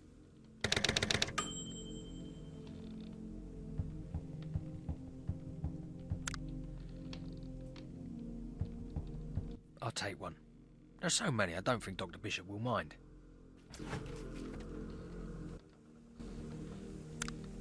There's Dr. Bishop. I think he's a good guy. So... Dr. Bishop, I don't have much time. I have to help you. All right. It was time we got to work. But? No excuses. What are we doing here at the North Pole? Months ago, before the end of the world, a crop circle was found in Wiltshire. After close study, it was discovered that the patterns were coordinates, no less, and those coordinates pointed here, to what then became Camp Bird. Bird? Admiral Richard Evelyn Bird? That the one who had that crazy hollow earth theory? I wouldn't say it was crazy, my dear Lawrence. A few miles from here is the entrance Bird disappeared into in his airplane, but that's not what we should be talking about. So mild around here, isn't it? Why is that? The answer is beneath our feet, but we've not yet found the solution. We need you. It is the will of the ancients. Me? What will? You're the right man to unravel the mystery. Then I'll be able to return to the moon, to my family. The moon? Just a minute, this is a joke, right? I am one of the scientists of Third Alternative, a project of the Illuminati and the Black Nobility. It's hard to explain in a few words, and time is short. Well, you have to tell me something. The intention of those in power was to start over with the Earth. How can I put it? To purify it. I don't know whether they needed to put something right that had gone wrong, or were eliminating a virus, amusing themselves, or fighting a war between the groups in power. An elite of chosen ones, people useful in various fields, was selected. Precious building blocks for the society that was to come. I don't yet understand whether Third Alternative and the end of the world are somehow connected. Various clues lead me to think there were opposing plans that interfered with each other. One thing I am right about is that our presence at this site is by human will. I don't think I understand. Oh, yes. Now, that's another story. I am here to solve this case. and I need to do it quickly if I want to be able to hold my family in my arms again. They're waiting for me on the moon. We're in the same boat, but my family's still in America.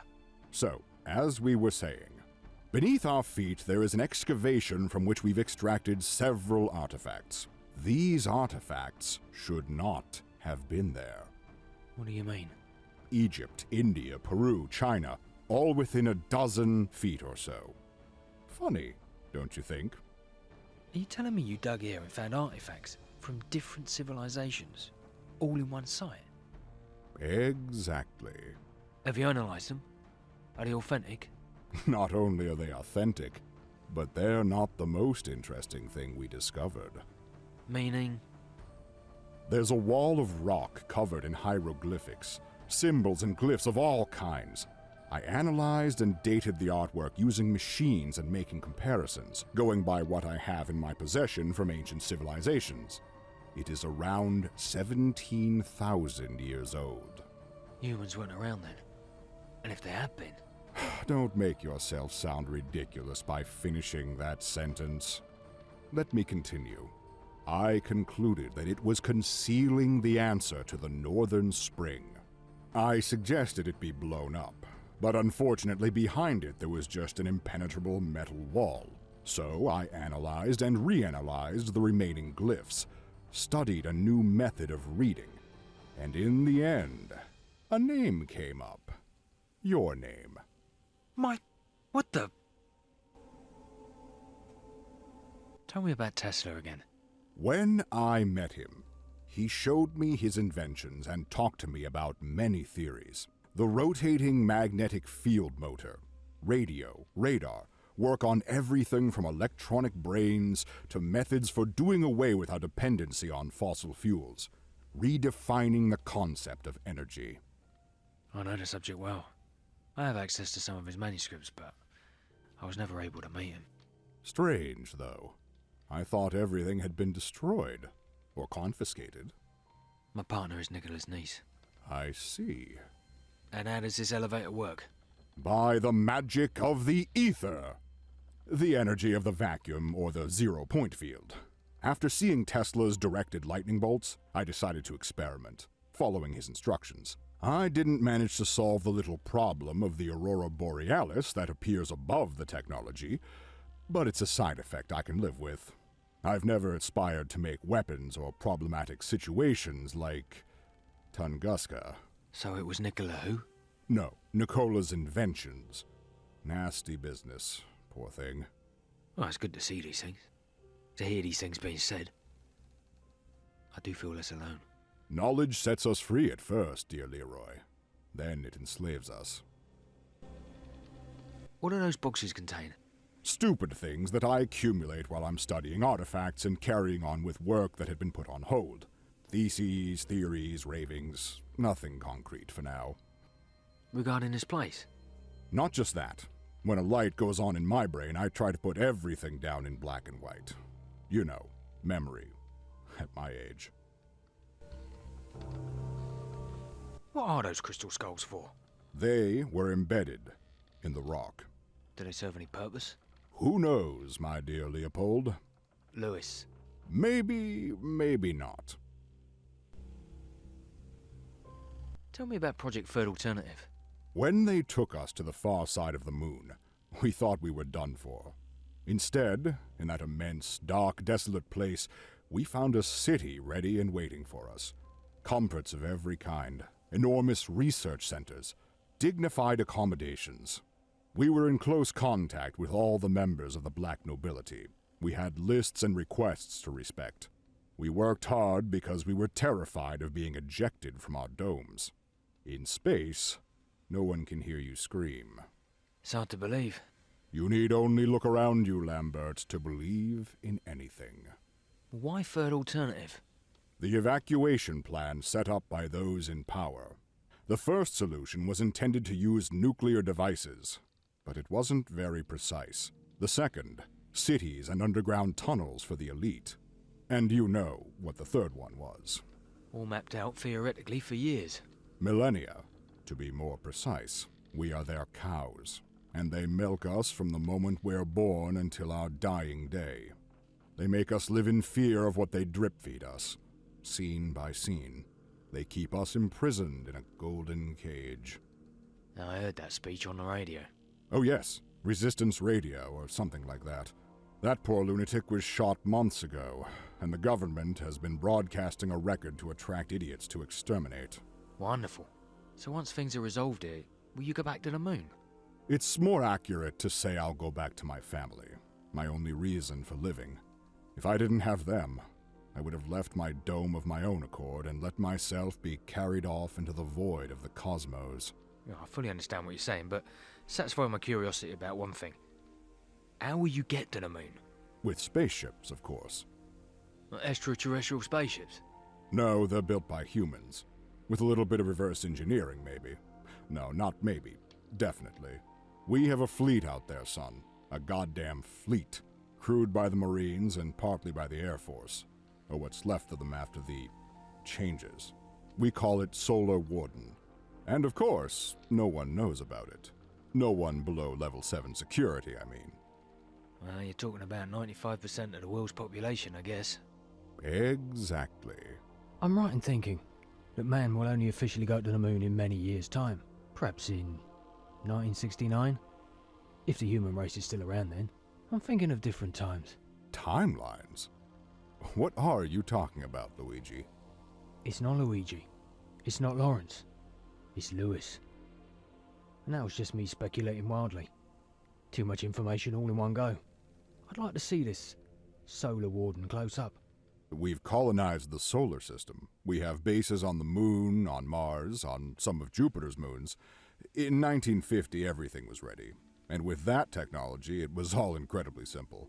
If I still had that NASA baseball cap I got in 1984, I'd throw it on the fire.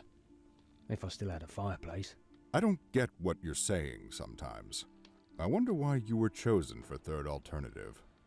Maybe I was needed on Earth. Or maybe I'm not considered good enough. No, I don't think so. You're a smart guy. A smart guy with an improbable haircut. Tell me about the Illuminati. I think it's difficult to define the boundaries of the topic clearly when talking about the Illuminati.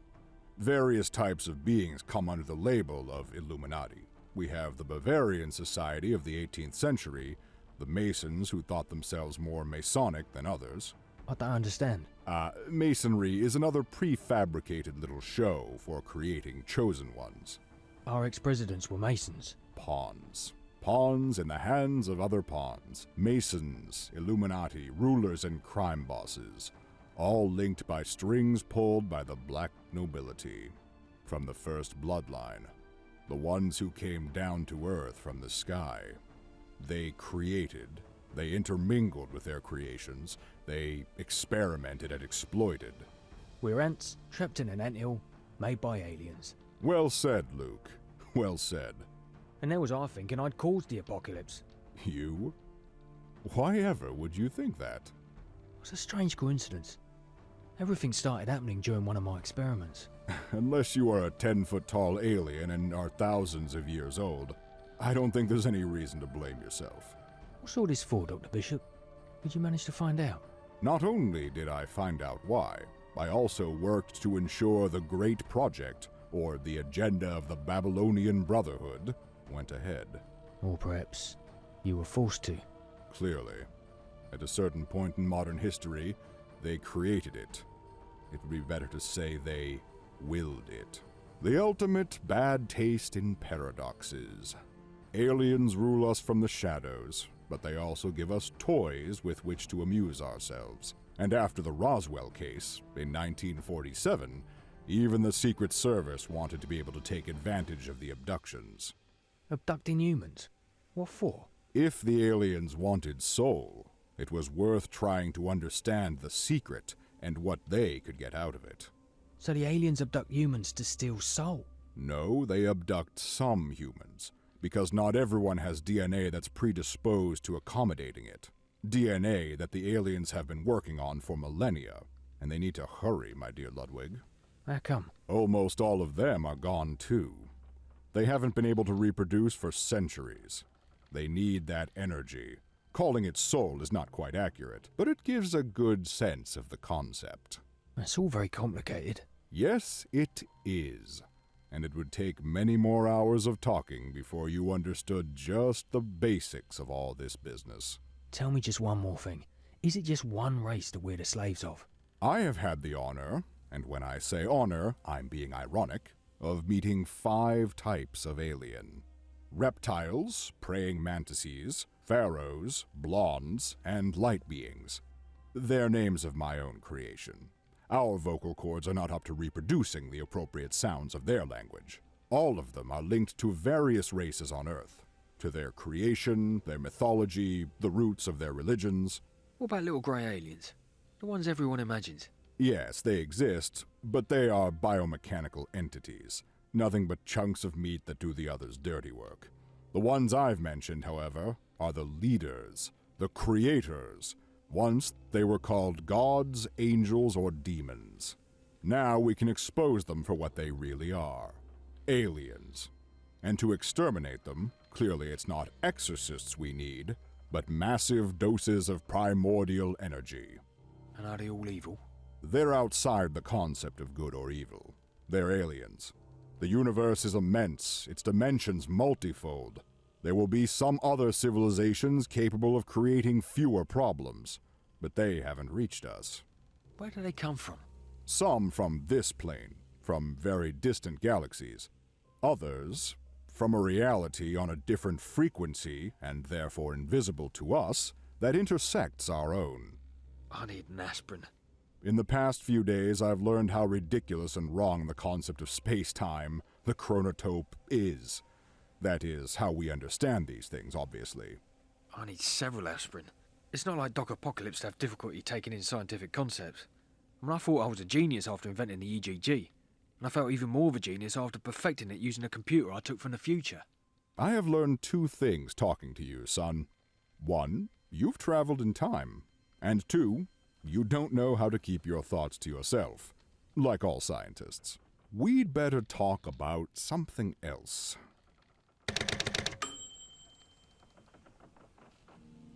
I don't understand.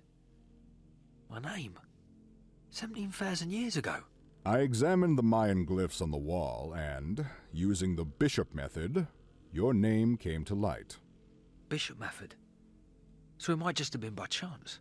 Chance or not, you're here now. I had to give your name to the government. The sooner this business is all over, the better. Well, there could be 50 other Lewis Higginses around the world. In that case, I think it was reasonable to choose you. They told me about a scientist who worked for the Secret Services, for Truman, for Eisenhower. You sounded like the right one. Indeed. I really can't get my head around how there can be glyphs that spell out my name. All right, I'll tell you the truth. You'd find it out for yourself anyway. It's true that I found another way of interpreting the glyphs, but that's got nothing to do with your name. Your name was written on that fucking rock as clear as day. Excuse my French. No, don't worry about it.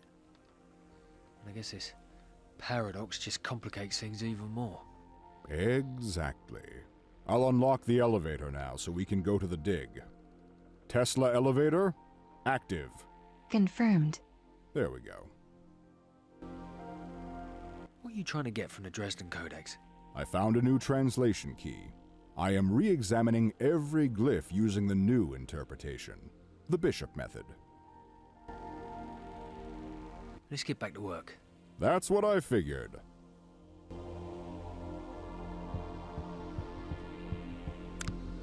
Now I'm gonna have to do something I hate. I get dizzy spells. Departing.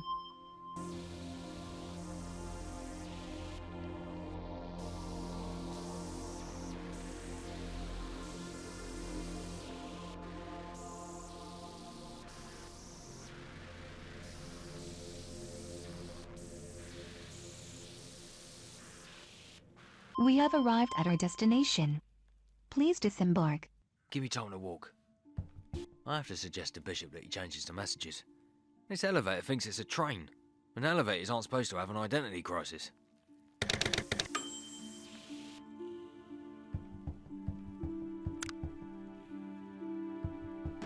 Great neutrons, what a shock. Not only is this my name, but it's also my handwriting. And the writing is giving off a pulsing glow. It's the rubble from the stone door.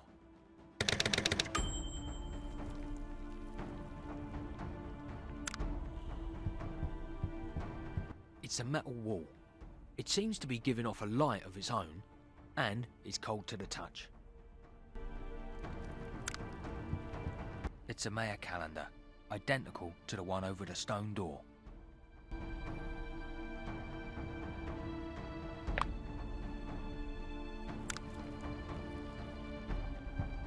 I don't think that would do any good.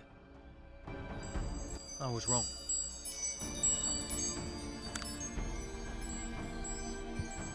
I don't understand how that makes any sense. I should be less skeptical.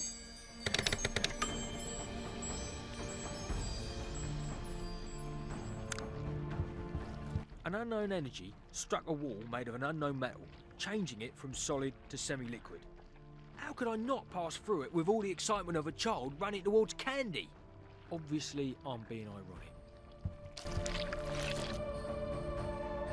Oh, shit. Okay, now I've seen everything. I'm forcing myself not to go mad, but even more than that, not to look down. And I think I found the source of the polar spring.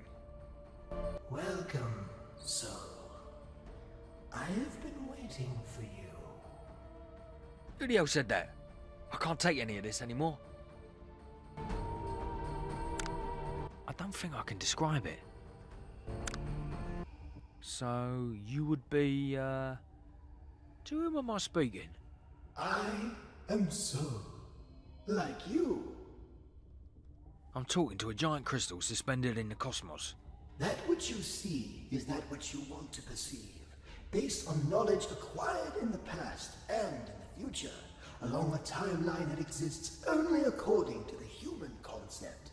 You are everywhere, and I am everywhere. Soul does not know space or time. In the moment in which we exist, we accumulate experiences so that we may ultimately reunite ourselves with the Creator. I don't understand a word. And I'm the most intelligent man on the planet. Except perhaps for that crazy guy who reads hieroglyphics and can't remember my name. I shall try to make the bare minimum understandable to you. The rest you will recall as you go along. We've started now, we might as well finish. You did not cause any apocalypse. That's what I figured. Or rather what I've known for a few hours now. The creators of your container and the containers of other human beings returned at an inopportune moment. Container? You're talking about my body, right? There are billions of people on Earth, but only a few thousand or so, and are predisposed to accommodate it. Collected fear, happiness, emotions of every kind. For many, it is only life. The only life that they can live. Those who are soul complete a mission, the journey taken before returning to the Creator. So I'm one of the lucky owners of soul? Am I some kind of immortal? Yes, at least, unless the creators of the containers managed to take definitive possession of it, to use the energy in a way no human could ever imagine. They could procreate once more, expand their knowledge and their powers, be immortal. They would no longer need to rely on genetic modification. They would no longer need to steal humans' fear in order to feed themselves. I don't know who's worse, us or them. And you, well, I don't know how to put this. What are you doing here? I am the soul of the earth. I am part of soul that makes its journey in this fashion. But we are one and the same, you and I. Well, I'll have to take your word for what you're saying, and not ask myself too many questions about the details, all various issues, for the sake of my sanity. What are we doing here? There were supposed to be many of you, but you were the only one to come. You must restore the original plan. I called you all with the circle, but only you cross the portal. So you're giving me an opportunity to change this timeline and put everything back to normal? Yes, you must follow my instructions to the letter. Afterwards, you will live a normal life and, after a few good years, abandon this container, which will not be returned to the creators. Will I remember anything about this madness? Only if your container's conscience permits communication between soul, spirit, and mind. I shouldn't have asked that question. But if we're the same thing, why is it you know everything and I'm just a puppet? Because the interference does not reach this far. You must rid the planet of interference and allow the plan to be carried out correctly. Why don't you do it? You seem to be invincible. I would be a victim of interference more than Soul with the container could be. Tell me what I need to do. There are 4 accumulators that must be deactivated, dispersing the energy they have stored in recent years. You must find them and empty them in order to restore the original plan. You will need to use your invention to go back in time, to the point and exact moment that I will tell you. The time machine? I can't go back in time. It only works if it's programmed for travel into the future. And it only works when it feels like it. I should explain to you how to resolve these problems. If only I had a calling to be a farmer or a gynecologist instead of what I am. With all due respect to those professions. There should have been many of you. However, you are meant to be here. Only you can live through this type of experience. So let's go back to the beginning. If I, Soul, my soul, or whatever the hell it's called, had to have this experience, then the apocalypse is my fault. Do not let your mind wander. Listen to me. When you leave this place, you will have with you coordinates in space and time for the 4 accumulators, and the necessary knowledge to reprogram your invention. You will also have a crystal that you must use to engrave your name on the rock next to the portal. Paradox eliminated. Now I get it. Actually, no. The paradox hasn't been eliminated. I haven't signed the rock yet, so how can they have found my name? The crystal does not obey the laws of space and time that are known to humans. Time does not exist for soul. I don't think I'll be able to understand this concept. Do not neglect to do this. It is vital that you carry out this action. Otherwise, nothing can happen, and the timeline will not be altered. Okay. The accumulators were built in the 4 halls of knowledge, below their respective pyramids. Khufu's pyramid in Egypt, the Ziggurat of Ur in Iraq, Chichen Itza in Yucatan, and the submerged Yonaguni Monument in Japan. Once you have emptied the accumulators, the various parts of Soul will vibrate once more at the correct frequency. The creators will not have accumulated sufficient human emotion to carry out their plans, and time will resume from the point at which it was interrupted. Why not destroy the accumulators? They will be rebuilt, and the plan would not prevent their destruction. They would return to reign again, because that is what must be. Something strange is happening to me. I don't feel scared anymore. And I can understand what you're saying, right down to the last word. Even the things you're not saying. Soul, mind, spirit, and body have begun to communicate, because in this place, where the interference does not reach, you are permitted to do so. And when I go through the portal, I'll go back to feeling like a guinea pig running on its wheel. I wanted to ask you so many things, but now I've got the answers. I feel a great peace.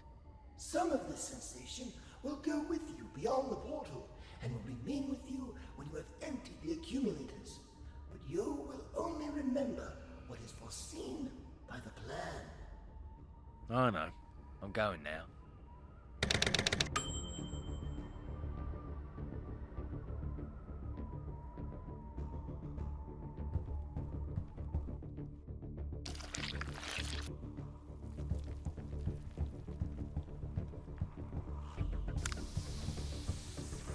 Departing.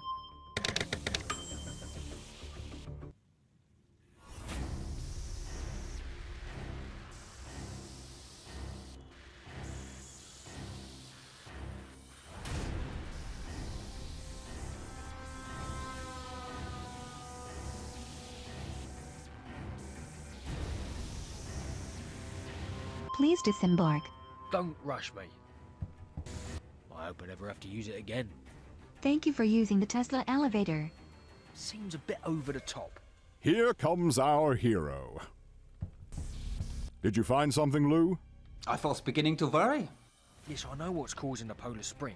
I found this. What is it, boy? This is where things get complicated. It's a crystal with paranormal powers.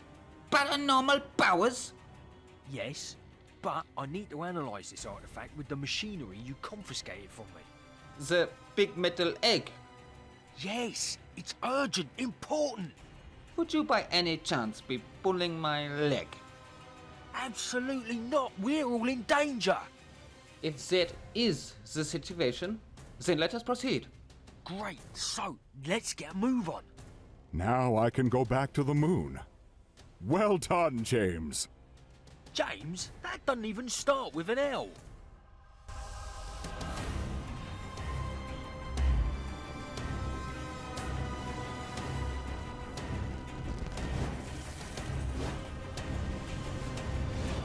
Go analyze the crystal.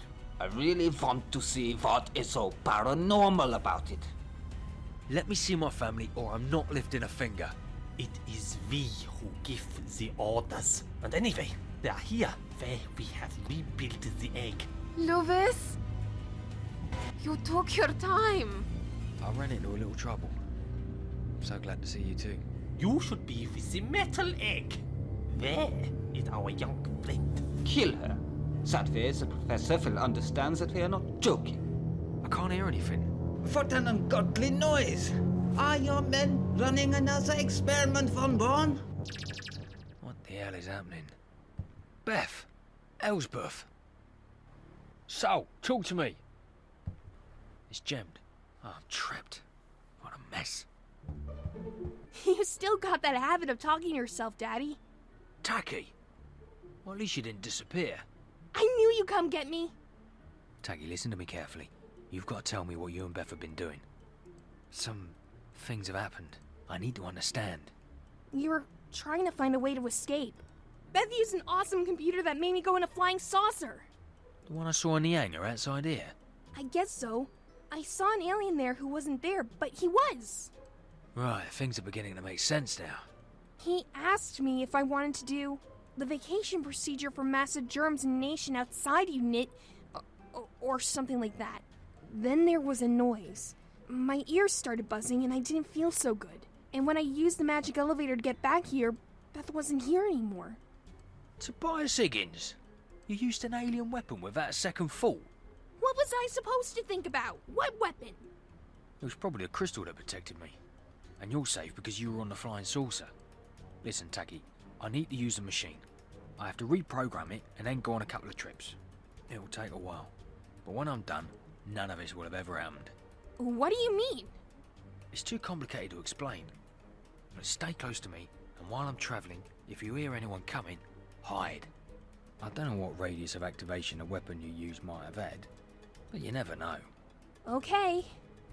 And don't touch anything, even though that stupid thing you did turned out kind of fortunate. I don't feel too good. Every day I feel a bit weaker. You must have been through a lot in these past few months. You'll feel better soon, Tacky, I promise. Okay. The time machine is that way. Let's go.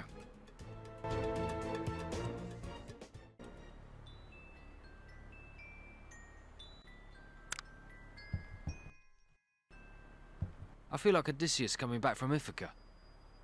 What the... How the hell have they put it together? I noticed that too. With a vibrating unit in the centre and the atomizer container on the left. I hope I rematerialise with every atom in the right place. Did they really put my baby in there? Have I got a little brother or sister then? You could say that. It's just a pile of useless wood.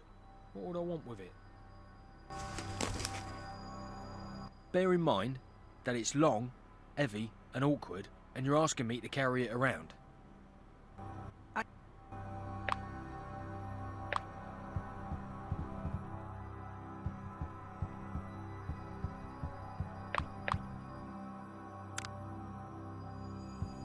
Right, That's done too. Now the machine has the energy it needs to work.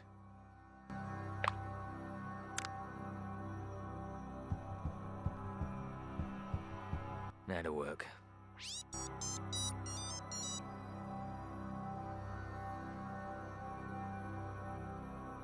Perfect. The 5 destinations have all been entered and all the functionality has been updated. I'm starting up the routine for travelling into the past.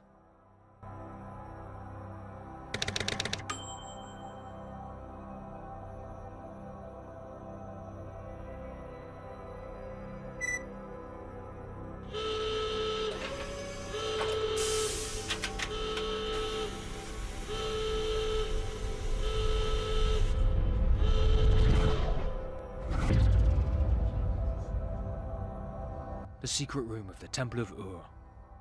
Impressive. And there's the accumulator. Putting it out of action should be child's play.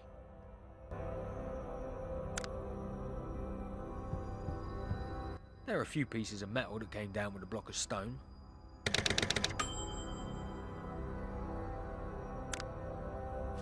This might be useful.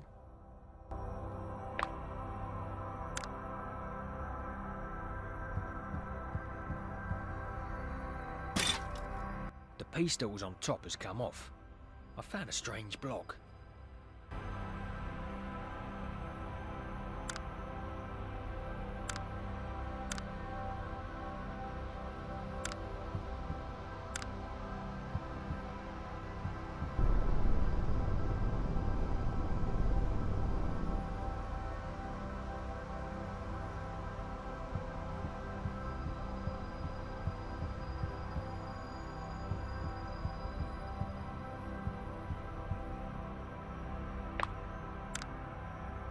I don't think that's a good idea. I'm not a tightrope walker. I need another one of these planks to get over to the other side. I'll wait for the machine to come get me. Is everything okay, Daddy? It couldn't be any better.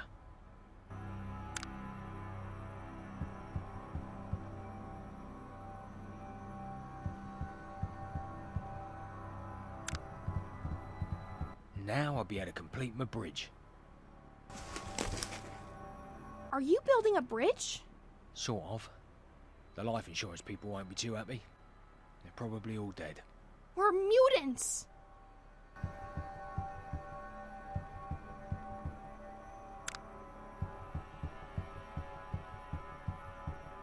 I'm starting up the routine for travelling into the past. I'll set the arrival time to the last room visited, and then we'll be off. Good, the machine's ready. Now I just need to choose a destination.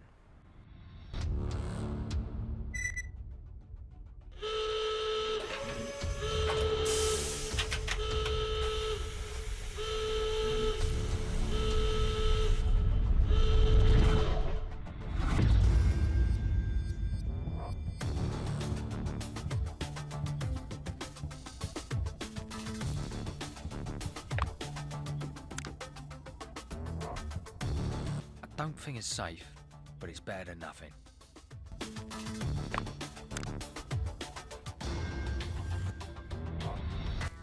Besides, I don't think these planks are that strong. The government uses excellent wood.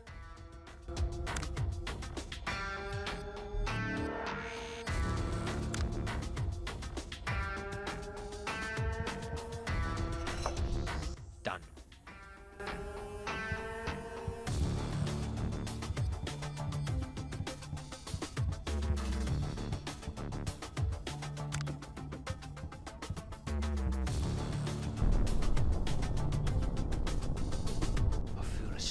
Energy in the air.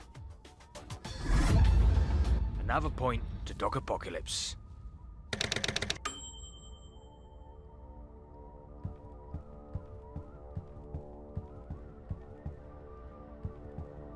An enormous block of stone is obstructing the corridor.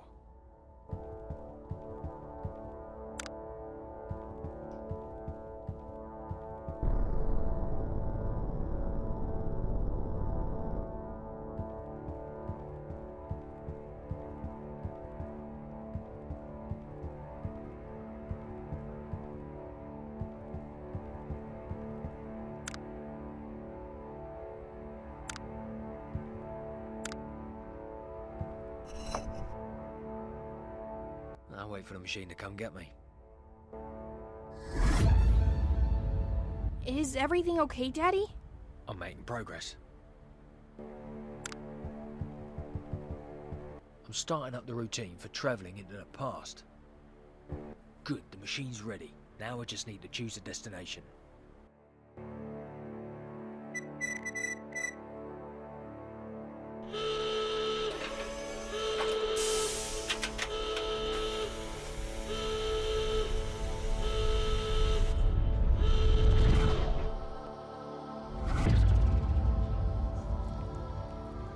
Maybe Atlantis, maybe Mu, maybe one of the many cities from a past too distant to have been recorded. Until 3 hours ago I wasn't very good at this kind of thing. I can feel memories and sensations coming to the surface again that I'd only touched on before.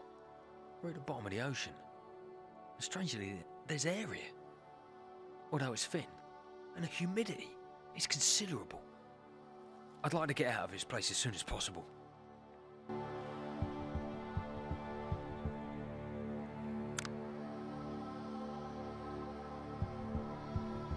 This sheet might fit into the cracks, helping me get this block of stone out. There's a nice souvenir.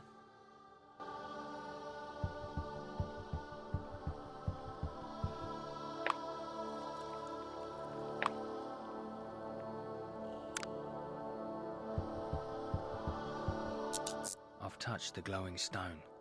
The glowing symbols on the rock change when these stones are brushed against.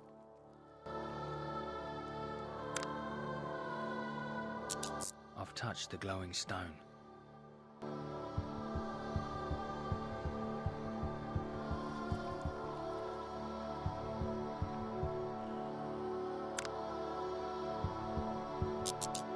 I've touched the glowing stone. I've touched the glowing stone.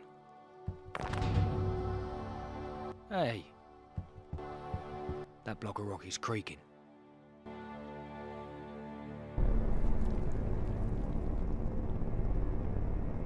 And that's done too. Please give up the energy you've taken. Nah, that doesn't work.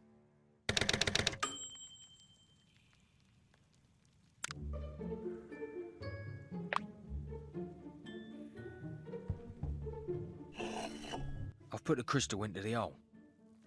I can feel a strange energy pervading the room. Crystal, the accumulator is empty. We're done here.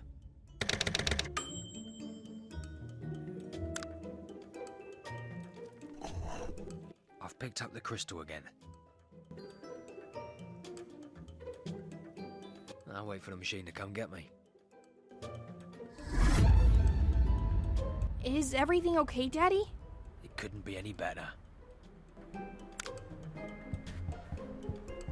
starting up the routine for travelling into the past.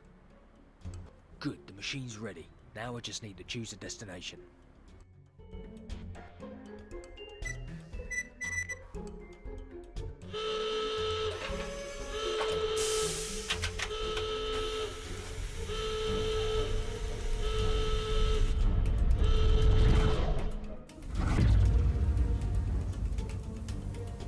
Secret room of Khufu's pyramid. I've always found the ancient Egyptians rather disturbing. As far as I can see, it's some sort of library. Disturbing. Before my soul was awakened, I found these things troubling. Now that I know the truth, they terrify me.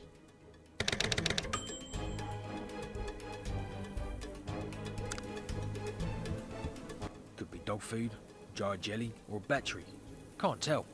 Considering that it's placed in a rather small mechanism with red wires coming out of it that connected to the lamps, it could be dog food.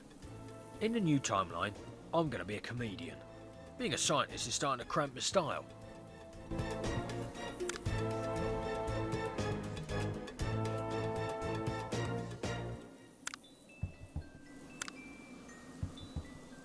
I thought that would happen. It's a battery. Who's providing power to those two lamps?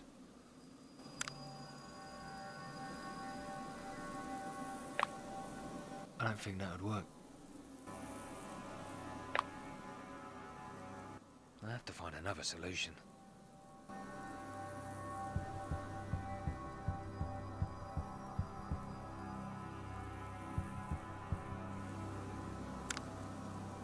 Now, that's strange. It's a block of rock, carved on the outside to look like tablets. An hollow on the inside. To hold a secret. It's pretty heavy, just so you know.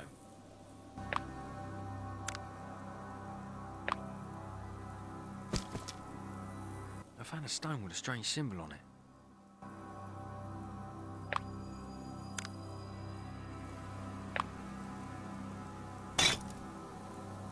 I opened the battery like a can of beans. Inside I can see some liquid, probably acid. I should handle it with care. This rock looks like it has a mechanism that allows it to be turned. In any case, it has a hole in the centre.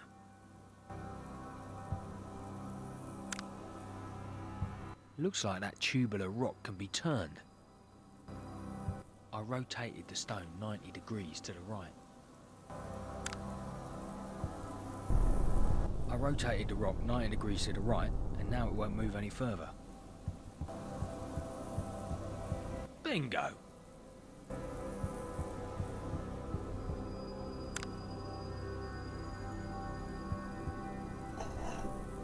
I've put the crystal into the hole. I can feel a strange energy coming from the sarcophagus. One more fantastic goal to the Doc Apocalypse team.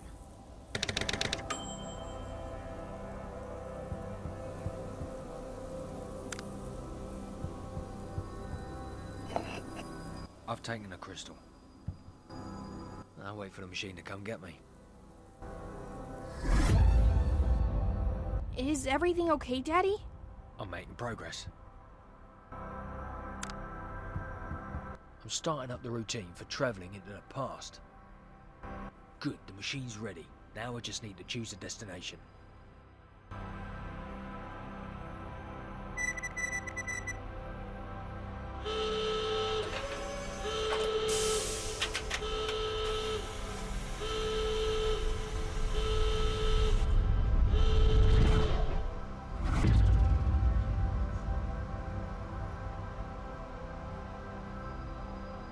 Great, neutrons. Stone and metal. I wasn't expecting that. It's a hole in the altar.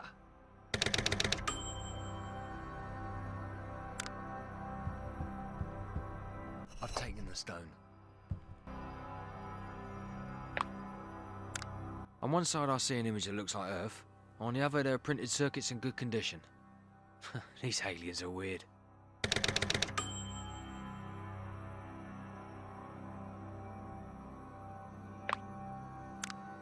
On one side I see an image that looks like fire.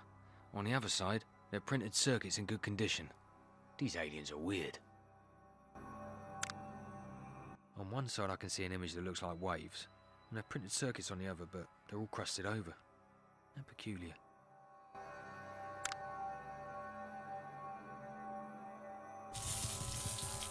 I didn't think it was possible, but the acid has removed the incrustations.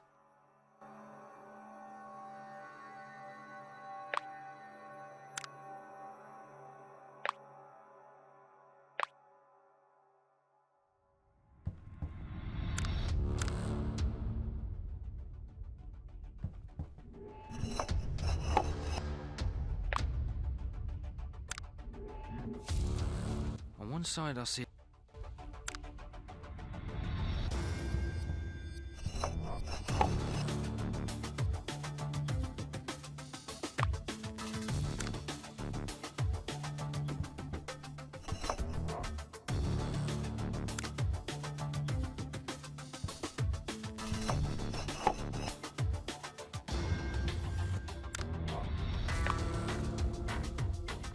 we're wasting time.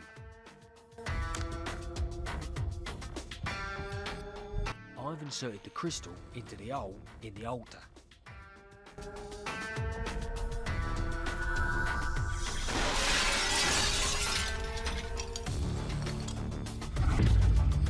Oops, that's not how it was meant to go.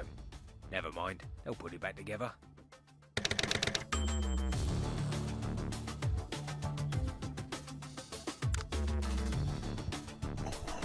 I've taken the crystal. I'll wait for the machine to come get me. Is everything okay, Daddy? I'm making progress. I'm starting up the routine for travelling into the past. Good, the machine's ready. Now I just need to choose a destination.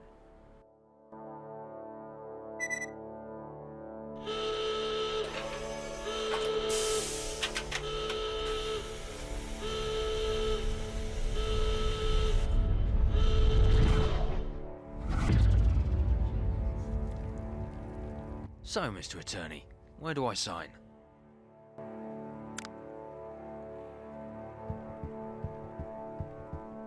And now, for a great signature. Excellent work.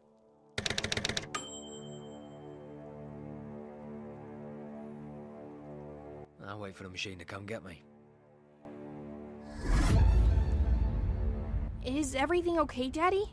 It couldn't be any better. That should be everything. Do you think I'll be able to use the time machine too one day?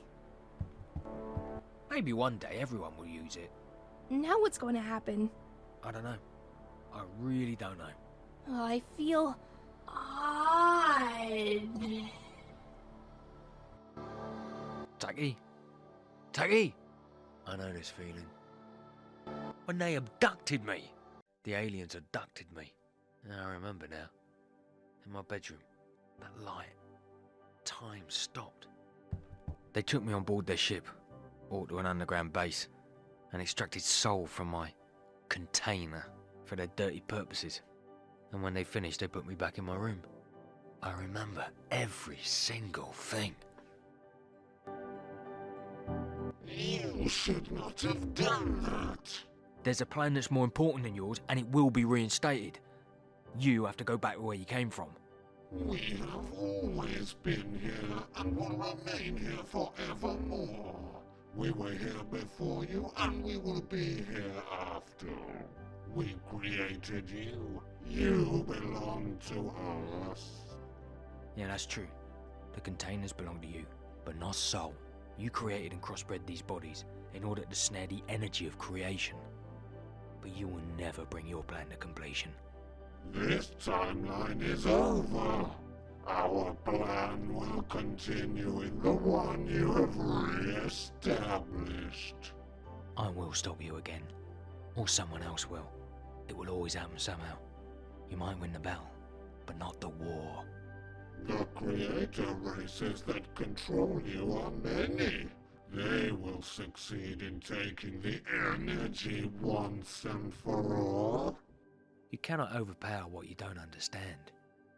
You do not know what you are saying, human. I am Soul.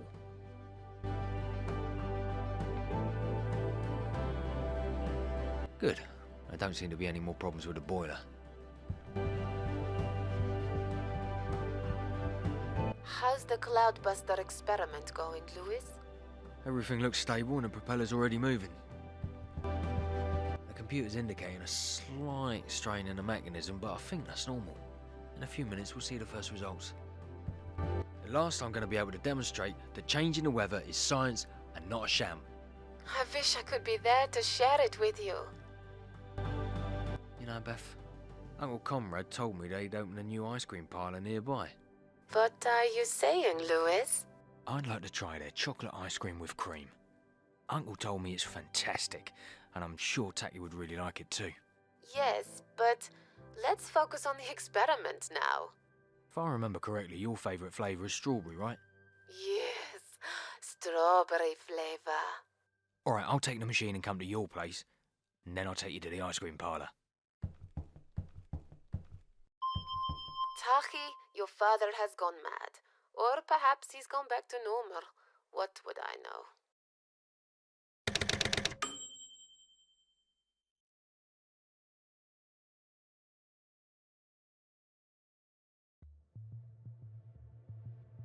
It's been hard. We've been through an unimaginable year. They bent us, but we did not break. We are still here. It's been 12 months of catastrophe and struggle, a worldwide economic crisis has brought the planet to its knees. Droughts, earthquakes, tsunamis, one scourge after another. And in a few hours, as you know, even our sun may cause any number of problems. Humankind does not deserve all this. I know what you're thinking. This message is like the ones that have gone on before. That is not so. This is a message of hope, of salvation, a solution. As I said, humankind does not deserve this, but neither does it have the means to resolve the situation. Without our new brothers, we would not be able to face anything. So the reason for bringing this message into all of your homes tonight is this. It is to introduce the new brothers to you. You should have no fear. It's often difficult to understand differences, to accept what is better, but we cannot refuse to love, respect, and be thankful for those who offer us a hand, who offer us salvation. There will be no more problems, no more, starting from tomorrow. Each one of us will remember with joy December 21st, 2012, because it will be the day that our brothers came from the skies. They will have shown us the way to a new world. May God bless them, and God bless the New World Order.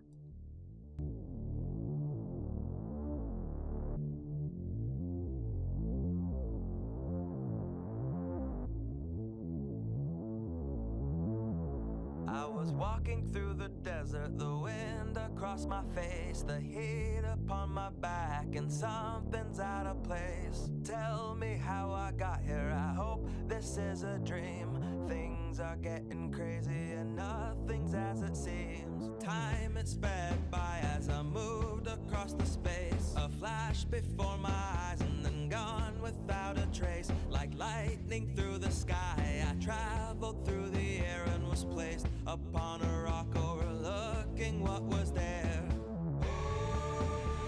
And then I saw the people. They motioned with their hands. They said, come follow us, all in time will be revealed, and you'll understand our plan. I was brought into a castle, its walls mighty and tall. It was filled with many treasures that hung along the halls, and I stood before a king with the crown upon his head, and he looked me in the eyes, and then this is what he said. He said, I was out of my head, I was out of control. Thought I was living, but I wasn't, and sometimes you crash and you burn before you're once again whole. Gather the pieces to the puzzle, said I was out of my head, I was out of control. Look in the mirror and you'll see that it's not worth wasting your time with things that destroy your soul. Gather the pieces to the puzzle.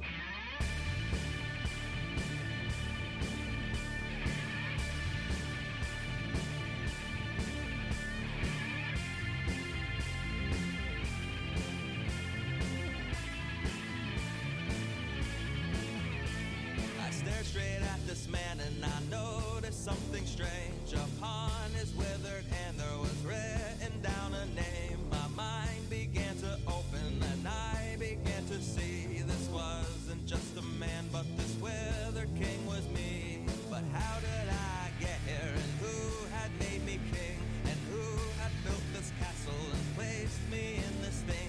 He said none of that matters, but learn from what I speak. Then he gently pulled me closer as he was growing weak and said, I was out of my head, I was out of control. Thought I was living, but I wasn't, and sometimes you crash and you burn before you're once again whole. Gather the pieces to the puzzle, said I was out of my head, I was out of control. Look in the mirror and you'll see that it's not worth wasting your time with things that destroy your soul. Gather the pieces to the puzzle. I was out of my head, I was out of control. thought I was living, but I wasn't, and sometimes Wow, what an inspiration. again whole. Eureka! Congratulations. You're almost as clever as me. Thanks for playing Doc Apocalypse. Take care of yourself. Mirror and you'll see that it's not worth wasting your time with things that destroy your soul. Gather the pieces to the puzzle